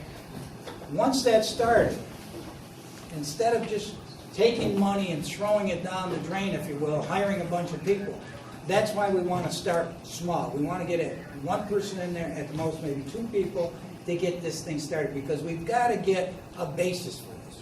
We've got to know what's out there, okay? You know, as the gentleman said, you know, up here, Palmer's, you know, there's a problem, okay? The small ravine that we talked about over here tonight, that's another one. The problem is, we don't have this all in one place. And that's what we've got to have, in order to maintain it, in order to look at it and say, we've got to be able to take care of this, this, this, and this, and this. Is this gonna be just a data collection event? No. Or is this gonna No. be something to where the people you put in this position are going to have the authority to task and put work orders in to the town supervisor? Well, they will work hand in hand with the highway superintendent, okay? But that department, if you will report to the town board, okay? But they will be working hand in hand. Now, there may be, just like we are now, okay, going out to bid to get independent contractors in here to work. That may be the case. You know, if our highway department is tied up, okay, I mean, a couple of years ago, we were tied up finishing up the radar trail, okay? So we couldn't do these things, so we went out and we hired it out. So if it comes down to, if our highway department can't do it because they're tied up or for whatever reason, then we would go out and bring somebody else in to do it. But they would, this department, this person, whoever's in charge of it, would have that to say to the board, this needs to be done, let's do it. And if the highway can't do it, then you come to the town board and say, listen, we gotta go out, we gotta get somebody in to do this. So this person or persons will be the people who are collecting the data and pretty much presenting what topics need to be dealt with on a priority list. Yes. Okay, thank Yeah. you. And they will actually be the ones eventually that will be making, keeping these things maintained. Not within that department, because they won't have the laborers and the equipment and Right. stuff. But working with the highway department or independent contractors, et cetera, they will be maintaining this to keep these creeks and retention ponds, et cetera, clean. Yes, ma'am? I don't want to reiterate the same thing that I said earlier, but I know there's a lot of frustration because of the ponds in the town, which affected us right here in Chadwicks, and I know there's a lot of areas that got flooded. We're going to get rain. We're going to get, a lot of times we may have some flooding. I think what I struggle with is that in 2013, I didn't have as much flooding as I did this time. I've lost so much this time. But that this person on private property who owned these ponds knew this in 2013, which still cost me a ton of money now, but took no responsibility or accountability for their own property. And now you guys are taking the responsibility of going up and getting engineers to take care of somebody else's responsibility up there, which just boggles my mind a little bit as to how this person's not held accountable. They should be the ones addressing us too, because it was their property that affected us. Well, as I Well, yeah, absolutely. You have people homeless. I have no furnace. I've lost thousands of dollars of stuff. And how do you help the Gadways? They're homeless. They're homeless. But she has her home. She has it all. And I think that's why when you own a home, you have insurance. You have insurance that covers your property. You're liable for whatever happens on your property or something because of your property. The people who own the ponds up there should at least be liable for the fact, because I watched those two creeks come down the hill. It was like a river going past my house. And I watched the Gadways porch go past my house. You couldn't even get off my porch because that's how high the water was. You couldn't get across the road because we're trying to get to Rich to make sure Rich was okay in his house. You couldn't even get back without people trying to hold you and help you. That's how strong the water was. And yet it wasn't the creek right on the other side that didn't even go up yet. It was the hill. My concern is if this person isn't held accountable and does not do something, what happens at the next rainfall? How bad is it going to get? That's why we're trying to work with her so that we can prevent this stuff going Oh, I forward. understand that. You know, and as I said, anything that goes, I mean, that's It's a civil matter. It's a civil matter for the people who have to come together and say, you're responsible for your property. Here's what we need to do. My opinion. She will fight you to the next. Well, that's fine. And she can come down and clean As my- taxpayers, you're because paying my a house town lawyer. Why isn't he doing something? if there was a law broken, we wouldn't. Law broken, what do you, pick which one of these people's gotta die before you do something. What little kid had to run out in that rain because they saw that flooding, because they saw their toy floating away, that doesn't understand what I did, that I can't walk through 3.5 foot of rushing water? Which one? Pick one out, Pat. Because I know you were at camp Sunday. So why don't you pick which one of these people has to die before you're willing to do something? 6 years I've heard the same shit. 6 years. We've got money. We're going to do this. Come on, guys, prove yourself. Well, you know, you could sit here and take that attitude, or you could listen. What attitude, Pat? I'm living in a trailer, Pat. You were at camp Sunday when I was blocking my porch. You need to come We're and here live to in tell our you what we're houses going to do. and deal with this like we have to. No, I'm not gonna stop. This is ridiculous. I lost all my baby pictures, my furnace, my hot water tank, every single time this floods. My foundation is falling apart because of this. I had a freaking river flying in front and behind my house with the Gadway stuff coming down into it. I understand. No, you don't understand. The only way you would understand is if you live where we live. And if you got affected. How would you feel if this was your house? I wouldn't be here tonight telling you this if this wasn't a plan that we were going to act on. You were there 6 years ago at Butler Hall telling us this. Same thing over and over again. You know, Can I say something? Sure, go ahead. Okay, I think in a certain sense, maybe things were not done properly over the past few years. I've done 3 times furnaces, hot water heater. I still live in a hot water heater. I have to go out of the house to shower every day. This has been over a month. I mean, how many other people in that situation? So everybody's been hurt this time really bad because it's been horrible. All right, now, I think we have to start afresh and say maybe things have not been done right in the past. You're telling us you're going to do stuff. I can't go with the past of where you've been, and we can't do, we have to start today. But like what you're saying, accountable, I'd like to see that somehow you show us what you've done month by month or a couple months, because I realize this is a big project. I'm not saying, but I think we have to know that this was taken care of. Because in 3 years or 2 years, if another storm comes, I don't want to have to redo everything again. I don't want to have to lose everything. Nobody here wants to. So we have to have some kind of thing that says, maybe in the past things were not done properly, but they're going to be done properly this way. And we have to see, okay, this was done, and this was done. Then we can know that we're all working together. That's fine. I don't have a problem.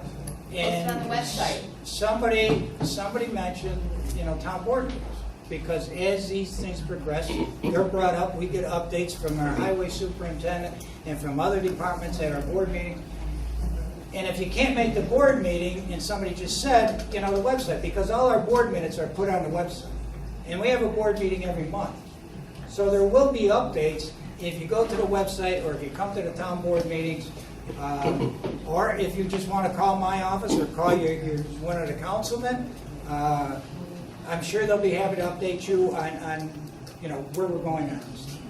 Okay. No, I'm just saying, we have to have some trust that things are going to move forward. Maybe they hadn't in the past, but they're going to now. Yes. And we have to be able to see that. And you will.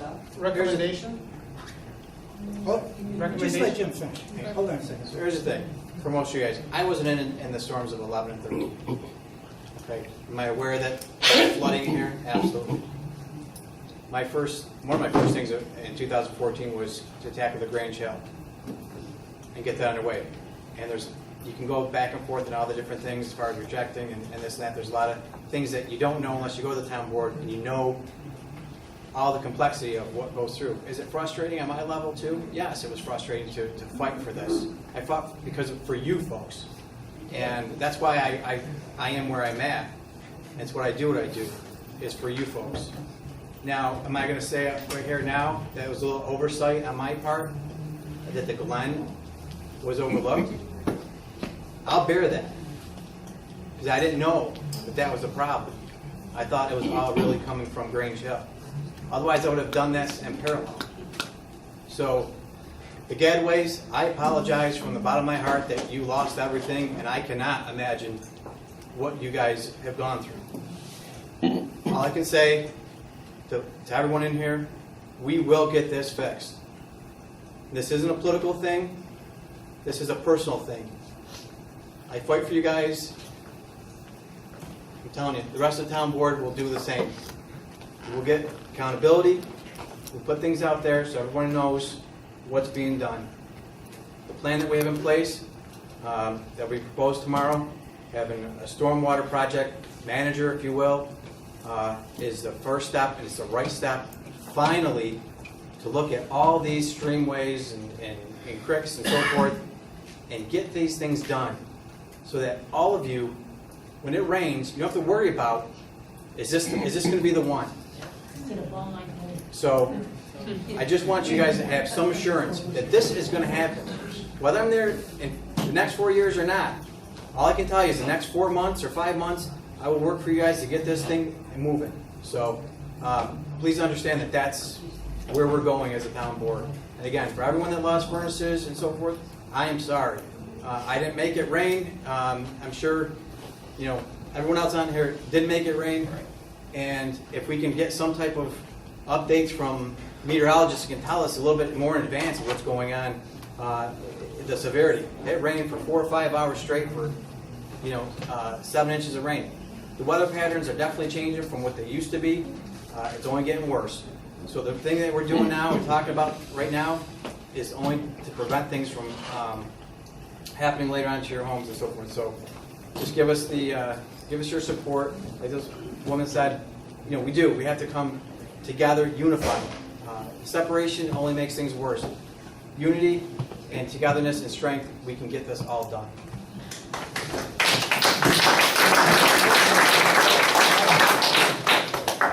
How you doing, everybody? I'm Paul Michoni. I'm a councilman in the 2nd Ward. I'm also a board member. The day of the flood was horrific, and I want to thank the fire department, because honestly, if the 3 fire departments that we have here in the town weren't out there, I don't know what we would do, because we had no manpower hours. We didn't have anybody really there on the ground. We had Rick and a couple other guys helping out as best as they could with some backhoes. I was there with Jim the day of the flood. I mean, came over in the 2nd Ward, helped me out. Poor people were flooding their basements while we're trying to take dirt out to protect the areas so the water wouldn't go in their homes. Then we were down on Oneida Street. It was a terrible day, but it was a good day because we all worked together. And that's what we need to do here is work together as a team and form a group with the residents and the town board and the members. But there's one thing today that, I guess I'm sitting here with the residents because I'm frustrated as a town board member, because we talk about a plan. Well, plan to me is getting something done. At least it is in my business and things I've done in my life. There's always been a plan. There's a result. You win or you lose. And one of the biggest things that I see here with this plan is we're going to hire another person to do data collection. Well, let me tell you, 2015, I did a study, thanks to town board approving me going out for a study for Royal Brook Lane. We did a long study right up to Kirkland. And we showed all the problem areas, the things that we had to do, retention ponds we had to build, tributaries we had to put in creeks. And here we are today, it's 2017. We did one phase out of it. The rest of it, we didn't have the money. We didn't have the manpower to maintain this creek after we did the tributary. We went all these years, and and my heart goes out to the poor people in Royal Brook Lane, because they're all seniors. Half of them can't get out of their house to get their mail, never mind clean their basements or take the water out of their houses. So that upsets me more than anything. And one thing that I'm looking at here is this guy that we're going to get to do this job, to go out and do all this data collection. Well, Chris Lawton from our engineering firm said, Michoni, you're probably the best person fit for this job to help out, not this job, but to help out with stormwater, because you understand it. So here's my suggestion is, let's not spend the money on another plan, another data collector, get some more paperwork we throw on the desk and nothing happens. Let's spend the money on the people to go out and maintain these creeks. Let's spend the money to get these jobs done so we actually get a result. Because so far, all these years, there has been no result. I mean, right now, it's 5 weeks later. Sherman Drive, the streets, they're deteriorating. They're falling in. There's no white line anymore. Tabor Road, people have been asking to dig their ditches now for 5 weeks. If there's another storm, they're going to get flooded. I mean, there's rock falling off the streets into the road. I mean, so we don't have manpower hours. So we could do all the data collection we'd like, and we could do all the work we want, but that's not a plan. A plan is to put in place, is to have manpower. We need manpower. Now, hey, maybe the manpower is getting volunteers together, woodworkers, to get stuff done. I don't know. Maybe there's an insurance issue with that. But you know what? If it gets the job done, we got to do it. And we all got to work together. And that's what I'd like to see. So if instead of you hiring another person that you're going to pay money to and benefits if it's full-time, and you know everybody's still going to be here 3 years later in the next flood, I'd rather say, you know what, let me volunteer my time. I'd help out with Rick, because Rick is your biggest asset right there for knowing what's going on in this town. I mean, if Rick don't know, how is some guy we're going to hire from another town going to come in and tell us where our issues are?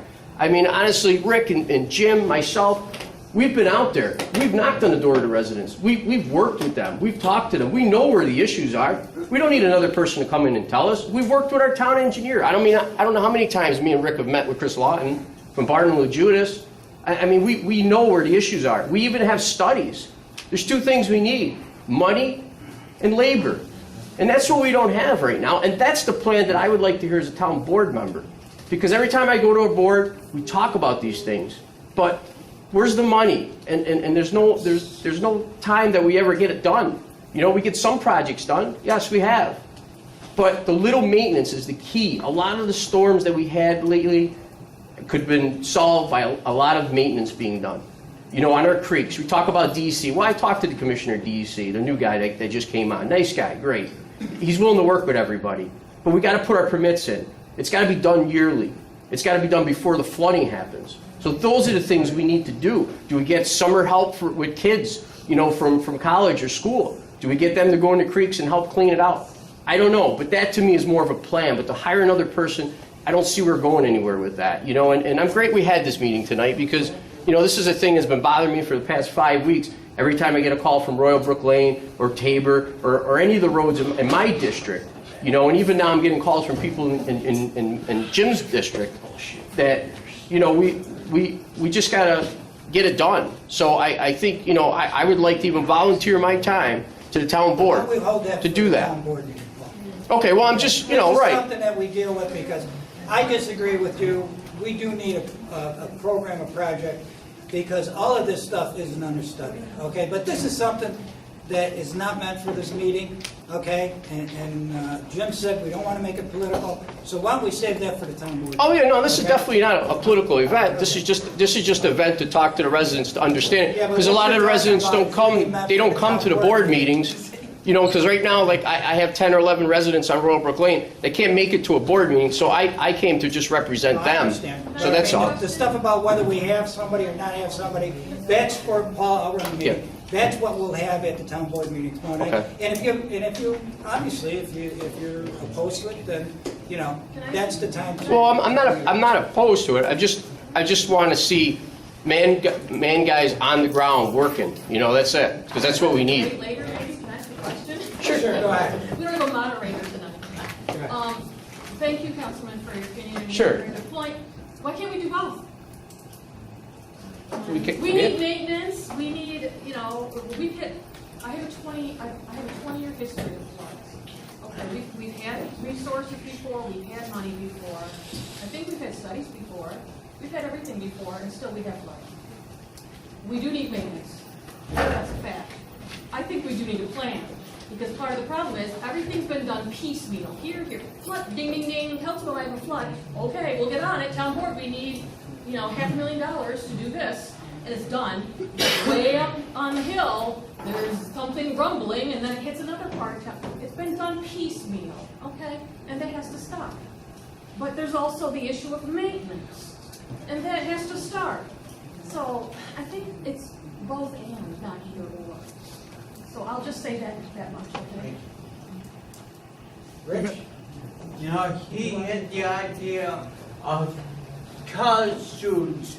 A lot of the colleges, and I worked at Hamilton for 12 years, a lot of these colleges have a work-study program where their students are in engineering. For class credit, will volunteer their time. That's a way to get more manpower. Any other questions? Yes, sir. The $64 question. How do we pay for it? Well, like I said, No, that's a good question. That's the bottom line. That's a good question. Is money. exactly. And that's why I said the time is right now, okay? Because FEMA's in here, okay, and it. That's short term. How about long term? Because it looks good that we're going to be able to get some money from FEMA. The county is coming up with this, okay? And thanks to Mary and Tony. And I'm going to put the county executive on the spot now because we've mentioned this before, because I think there's going to be an ongoing relationship with the county and the towns to start taking a look at the stormwater, and I'll let the county executive go. I don't know if they're, yeah, I mean, I'm in a unique position because as the county goes, I have to deal with 46 towns and 17 villages and 3 cities. So while not all of them were impacted on July 1st, I can tell you though, I have been to several of these meetings in different parts of the county. And I can tell you, while I can't stand there and say my home, I live on the western part of the county, got flooded, or that my home got flooded, it didn't. But I've heard, and I was out on the 1st, in that day from morning till late at night and throughout this county. Everybody, and I've been to every community that has been impacted. They're all saying the same thing, and I understand it, and we do. Now, and look, we can look backwards. I've been through 3 of these. I've been through 11, actually 11. There was another one in 12 that everybody forgets, not as big. 13, and now this one again. We do have. I mean, and when you think about that for a moment, and I know it's hard, and even though you've been flooded numerous times since 2005, some things have changed. I mean, we're dealing with a different system. And what happened on the 1st was really, first of all, wasn't predicted. Wasn't supposed to happen that way. Was not anywhere near, and I get, I'm inundated between flooding and rain and snow and everything like what happened in March, what was it, 21st, I think? These days are etched in my memory. I do understand the frustration. I do. I mean, and I know it's hard for those of us. It's like any other tragedy. If you haven't been through it, no, you can't experience it. So I'm not about to tell you that I did. All I can tell you is that we're trying to deal with some different aspects. And I think given the opportunity we can. How are we going to pay for it? I think it's a matter of some of this just has to be done. When I look at the 600 miles of road we have to fix every year, we do it. We don't get to all of them, but we get to what needs to get done. There are trouble spots here. There are trouble spots clearly that you've been focusing on tonight, and that we've got to continue to focus on. And you have to understand too that what happens down in the lower end impacts you the same way up here, and vice versa. So, give us, I know that it may not have looked like work has been done, but we had done work up here. We've done work in Kirkland. We've done work down in Sequoia in the lower part. It's just not enough. And that's not I don't want to say that's a discredit to what's been done. It's just that we've been dealt, a harder hand these last couple of times. So these things are going to get done. The county has been, as we stepped up, and Mary and others, we are, have invested. We invested before. We're investing again. We're going to put more towards it, even more than we did at this time, and we know that. We got the state on board. They're going to do more. I know it's going to take time for everybody to see what has to be done. But all in all, I mean, we're looking at different aspects, and it is about, I think the point is actually well, it's about everything. We have the Soil and Water District that oversees and then looks at this. The Sequoia Creek Basin Commission that is established with all of these communities. So if we can pull that together, and that's why I've been forceful on the state, and Brian and others have been helpful to look at ways. I want more of the combination, because then we can do more. State money, town money, county money, village, cities, everybody has a stake in this, and everybody's got to come together. and we can fix some of these problems. Can't fix Mother Nature. Not gonna stand here and say you're never gonna get flooded.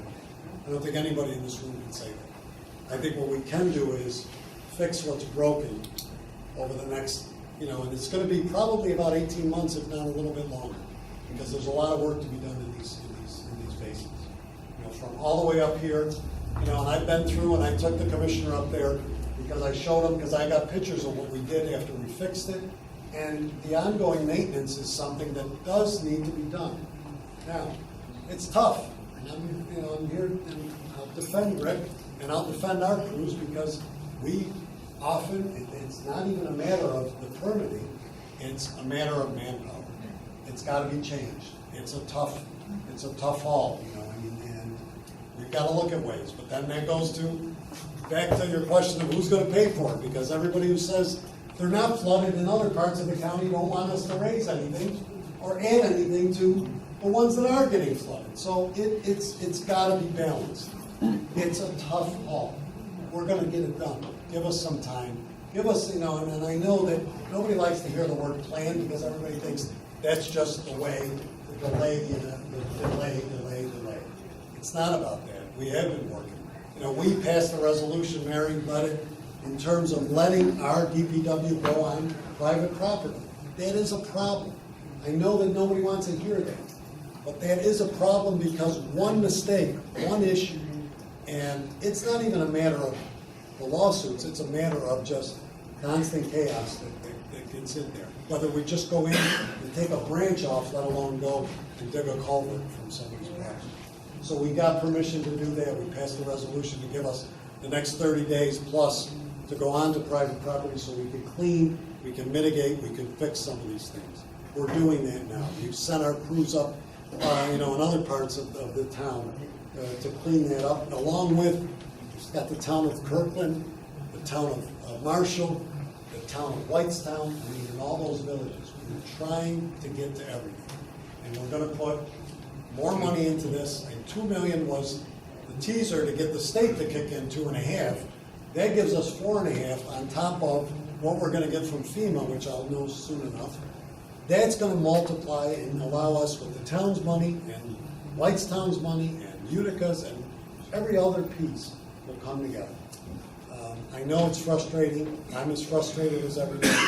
It's something, though, that really has been kind of, problems that we've been working on. We've got to do more, I'll admit that. And it's just that every time one thing happens, another event has kicked us down even more. So we're going to get these pieces in place.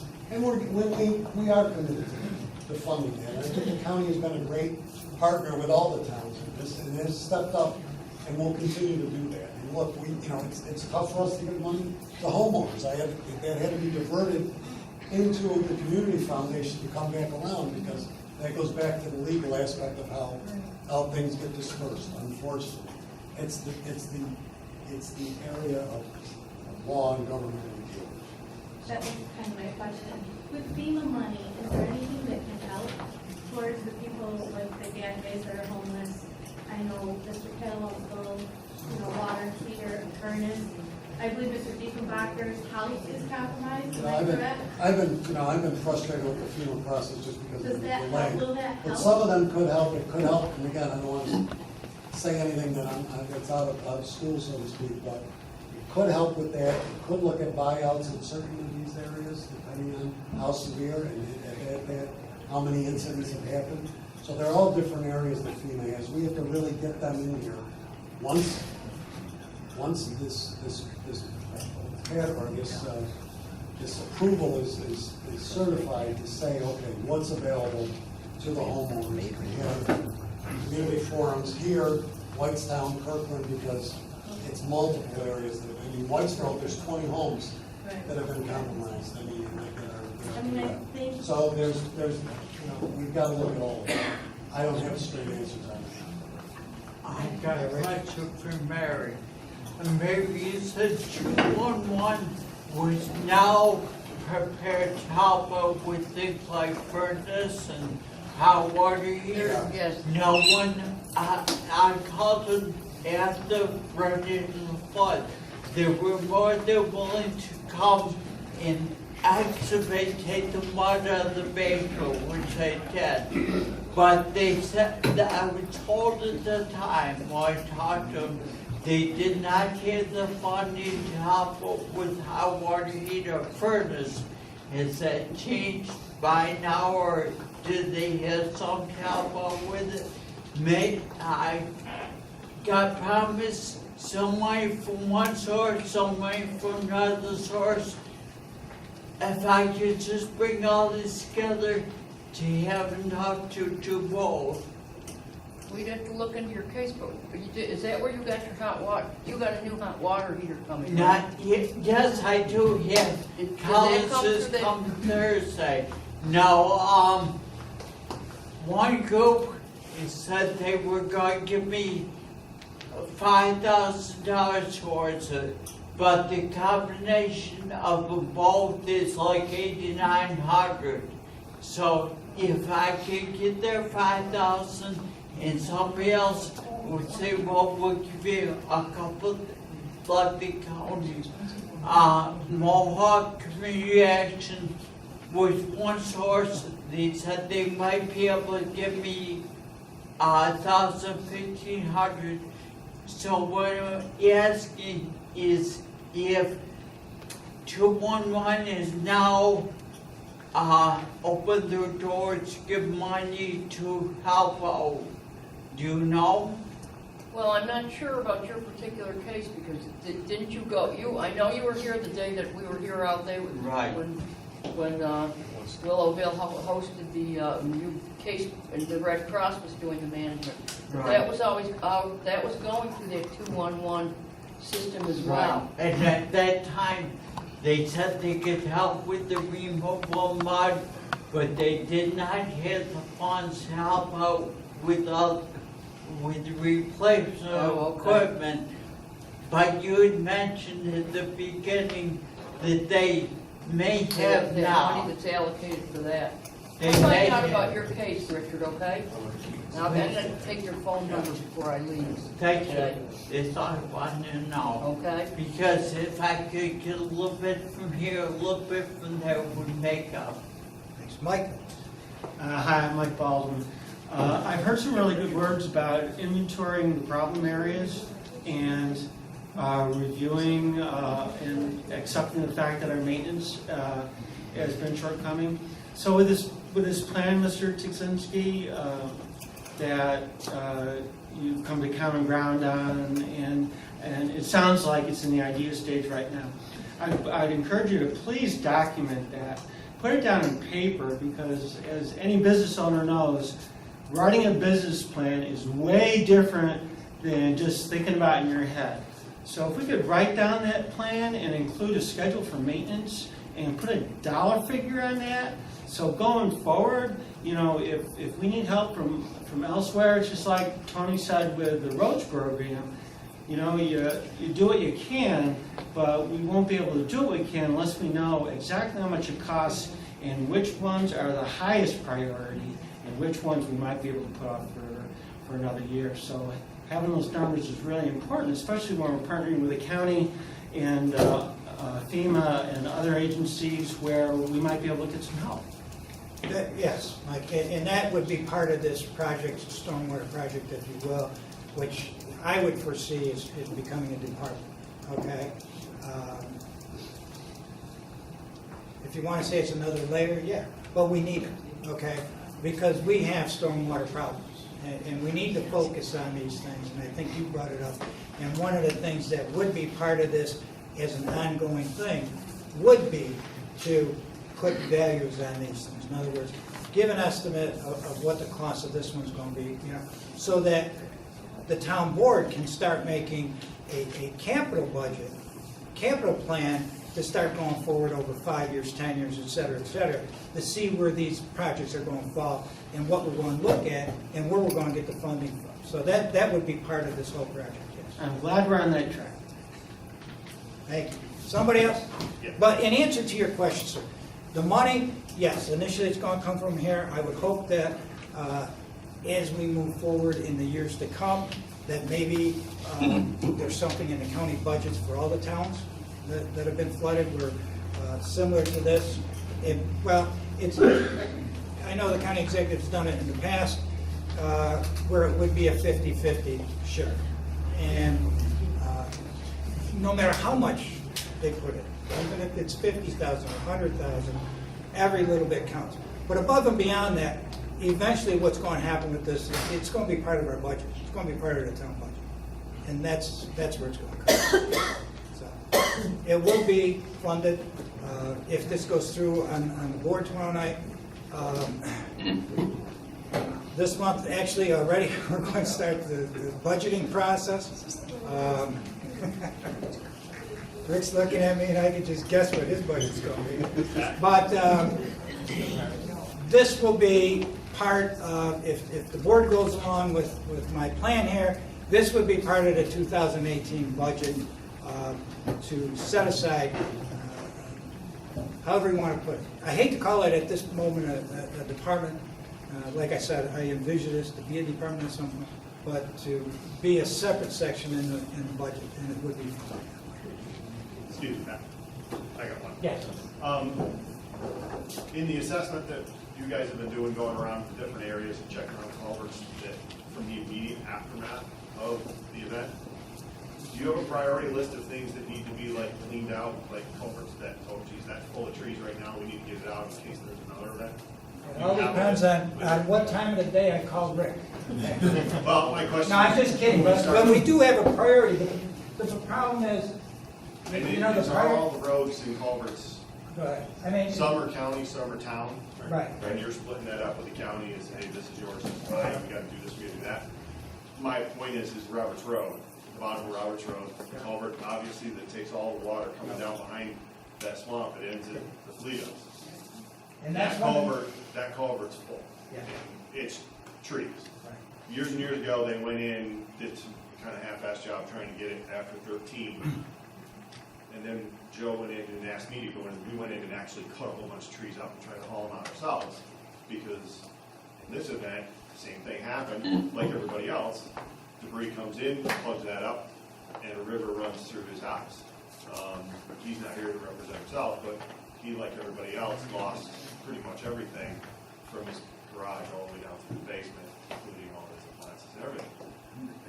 That's an easy, at this point, I'm just curious for him as a priority, is there somebody going to come in with a great all our thumb and pull that stuff out of there just in the immediate, not clean it out, just get the immediate stuff that's plugged.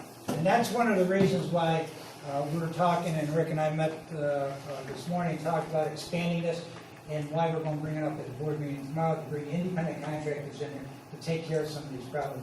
So that, because Rick's list is getting so long that it's hard to determine what's a priority, okay? Do we know from that? the list. So we're going to bring somebody in, and we're going to expand that. And His question was, is that a town road or a county road? County road. County road. County road. Roberts County. Mary, and actually, I had Dennis Davis from DPW up there on work. Yeah, we went up, they were up there all towards the last weekend, part of this, yeah. They cleared a lot of stuff out. of Yeah, there. we've got more work to do up there. Yeah, it's just, I mean, he's looking at it as, you know, We like know everybody that, else. no, it's a county road, we know there's a lot of work to do. But we're working together. Yeah, too. we are, and We man, are. we've been up there. We work you know, very good with the county. too, so we've got more work. No, I have. Well, you know, from our point, like I said, our priorities are, so, Well, you've got- when I'm talking to Pat, Right. New Hartford's my priority. When I talk to Sean Coletta, Whitestown's my priority. No, I'm just kidding. I mean, we have, we're getting to every place that we can. So we've been up on Roberts and we're going to do. They got a ton of work done there in the last. Yeah, we have. A ton of work. And thank you for that, Mary, because I know you called Tony. Thank you both. That was quite a safety hazard up there in the last meeting. They got a Jim, ton of work. Mary, and Tony, and Rick, I know firsthand, because I spent a lot of time here with Jim, and all four of you should be applauded for your work that you gave to this area. The last component, when you said you walked up through the old green with the 3 dams, they still all exist?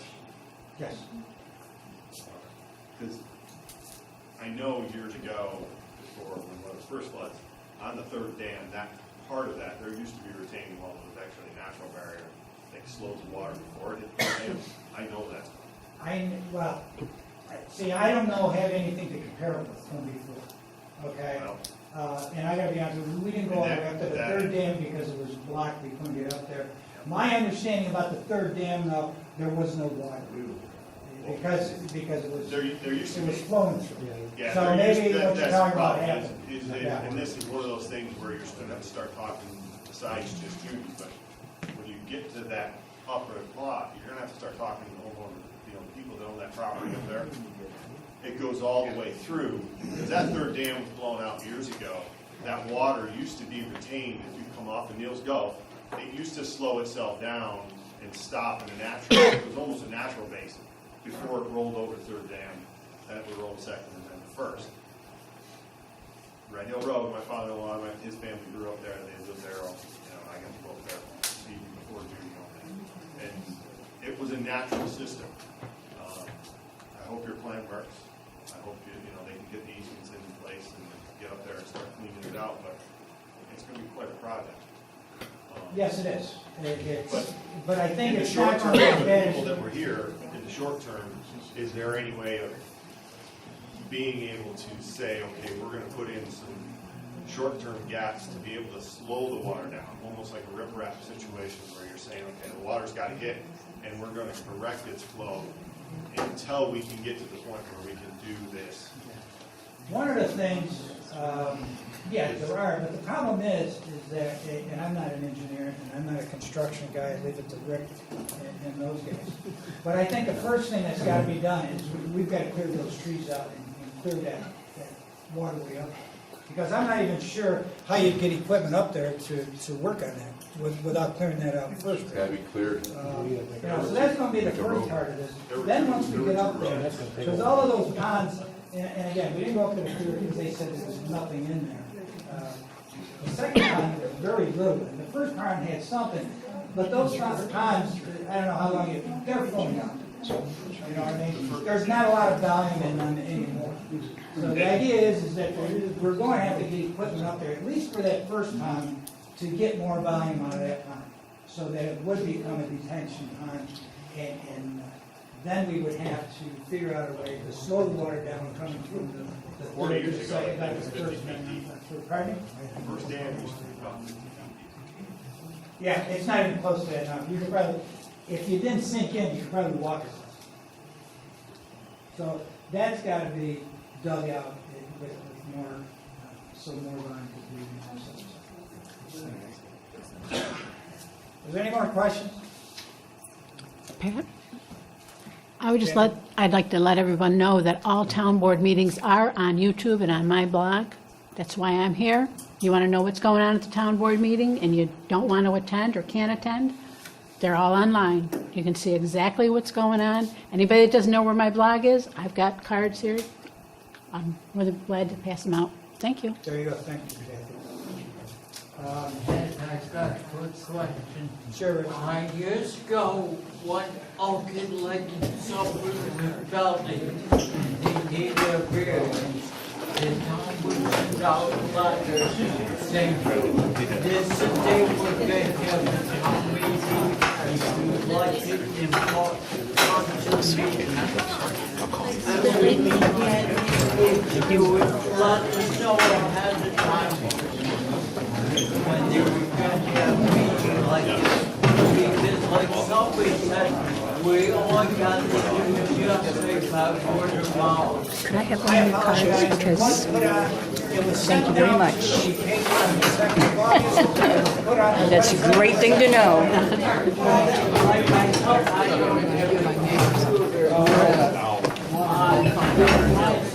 Feel free to email me. Not only down our hill, or the second house on Ninth Street there.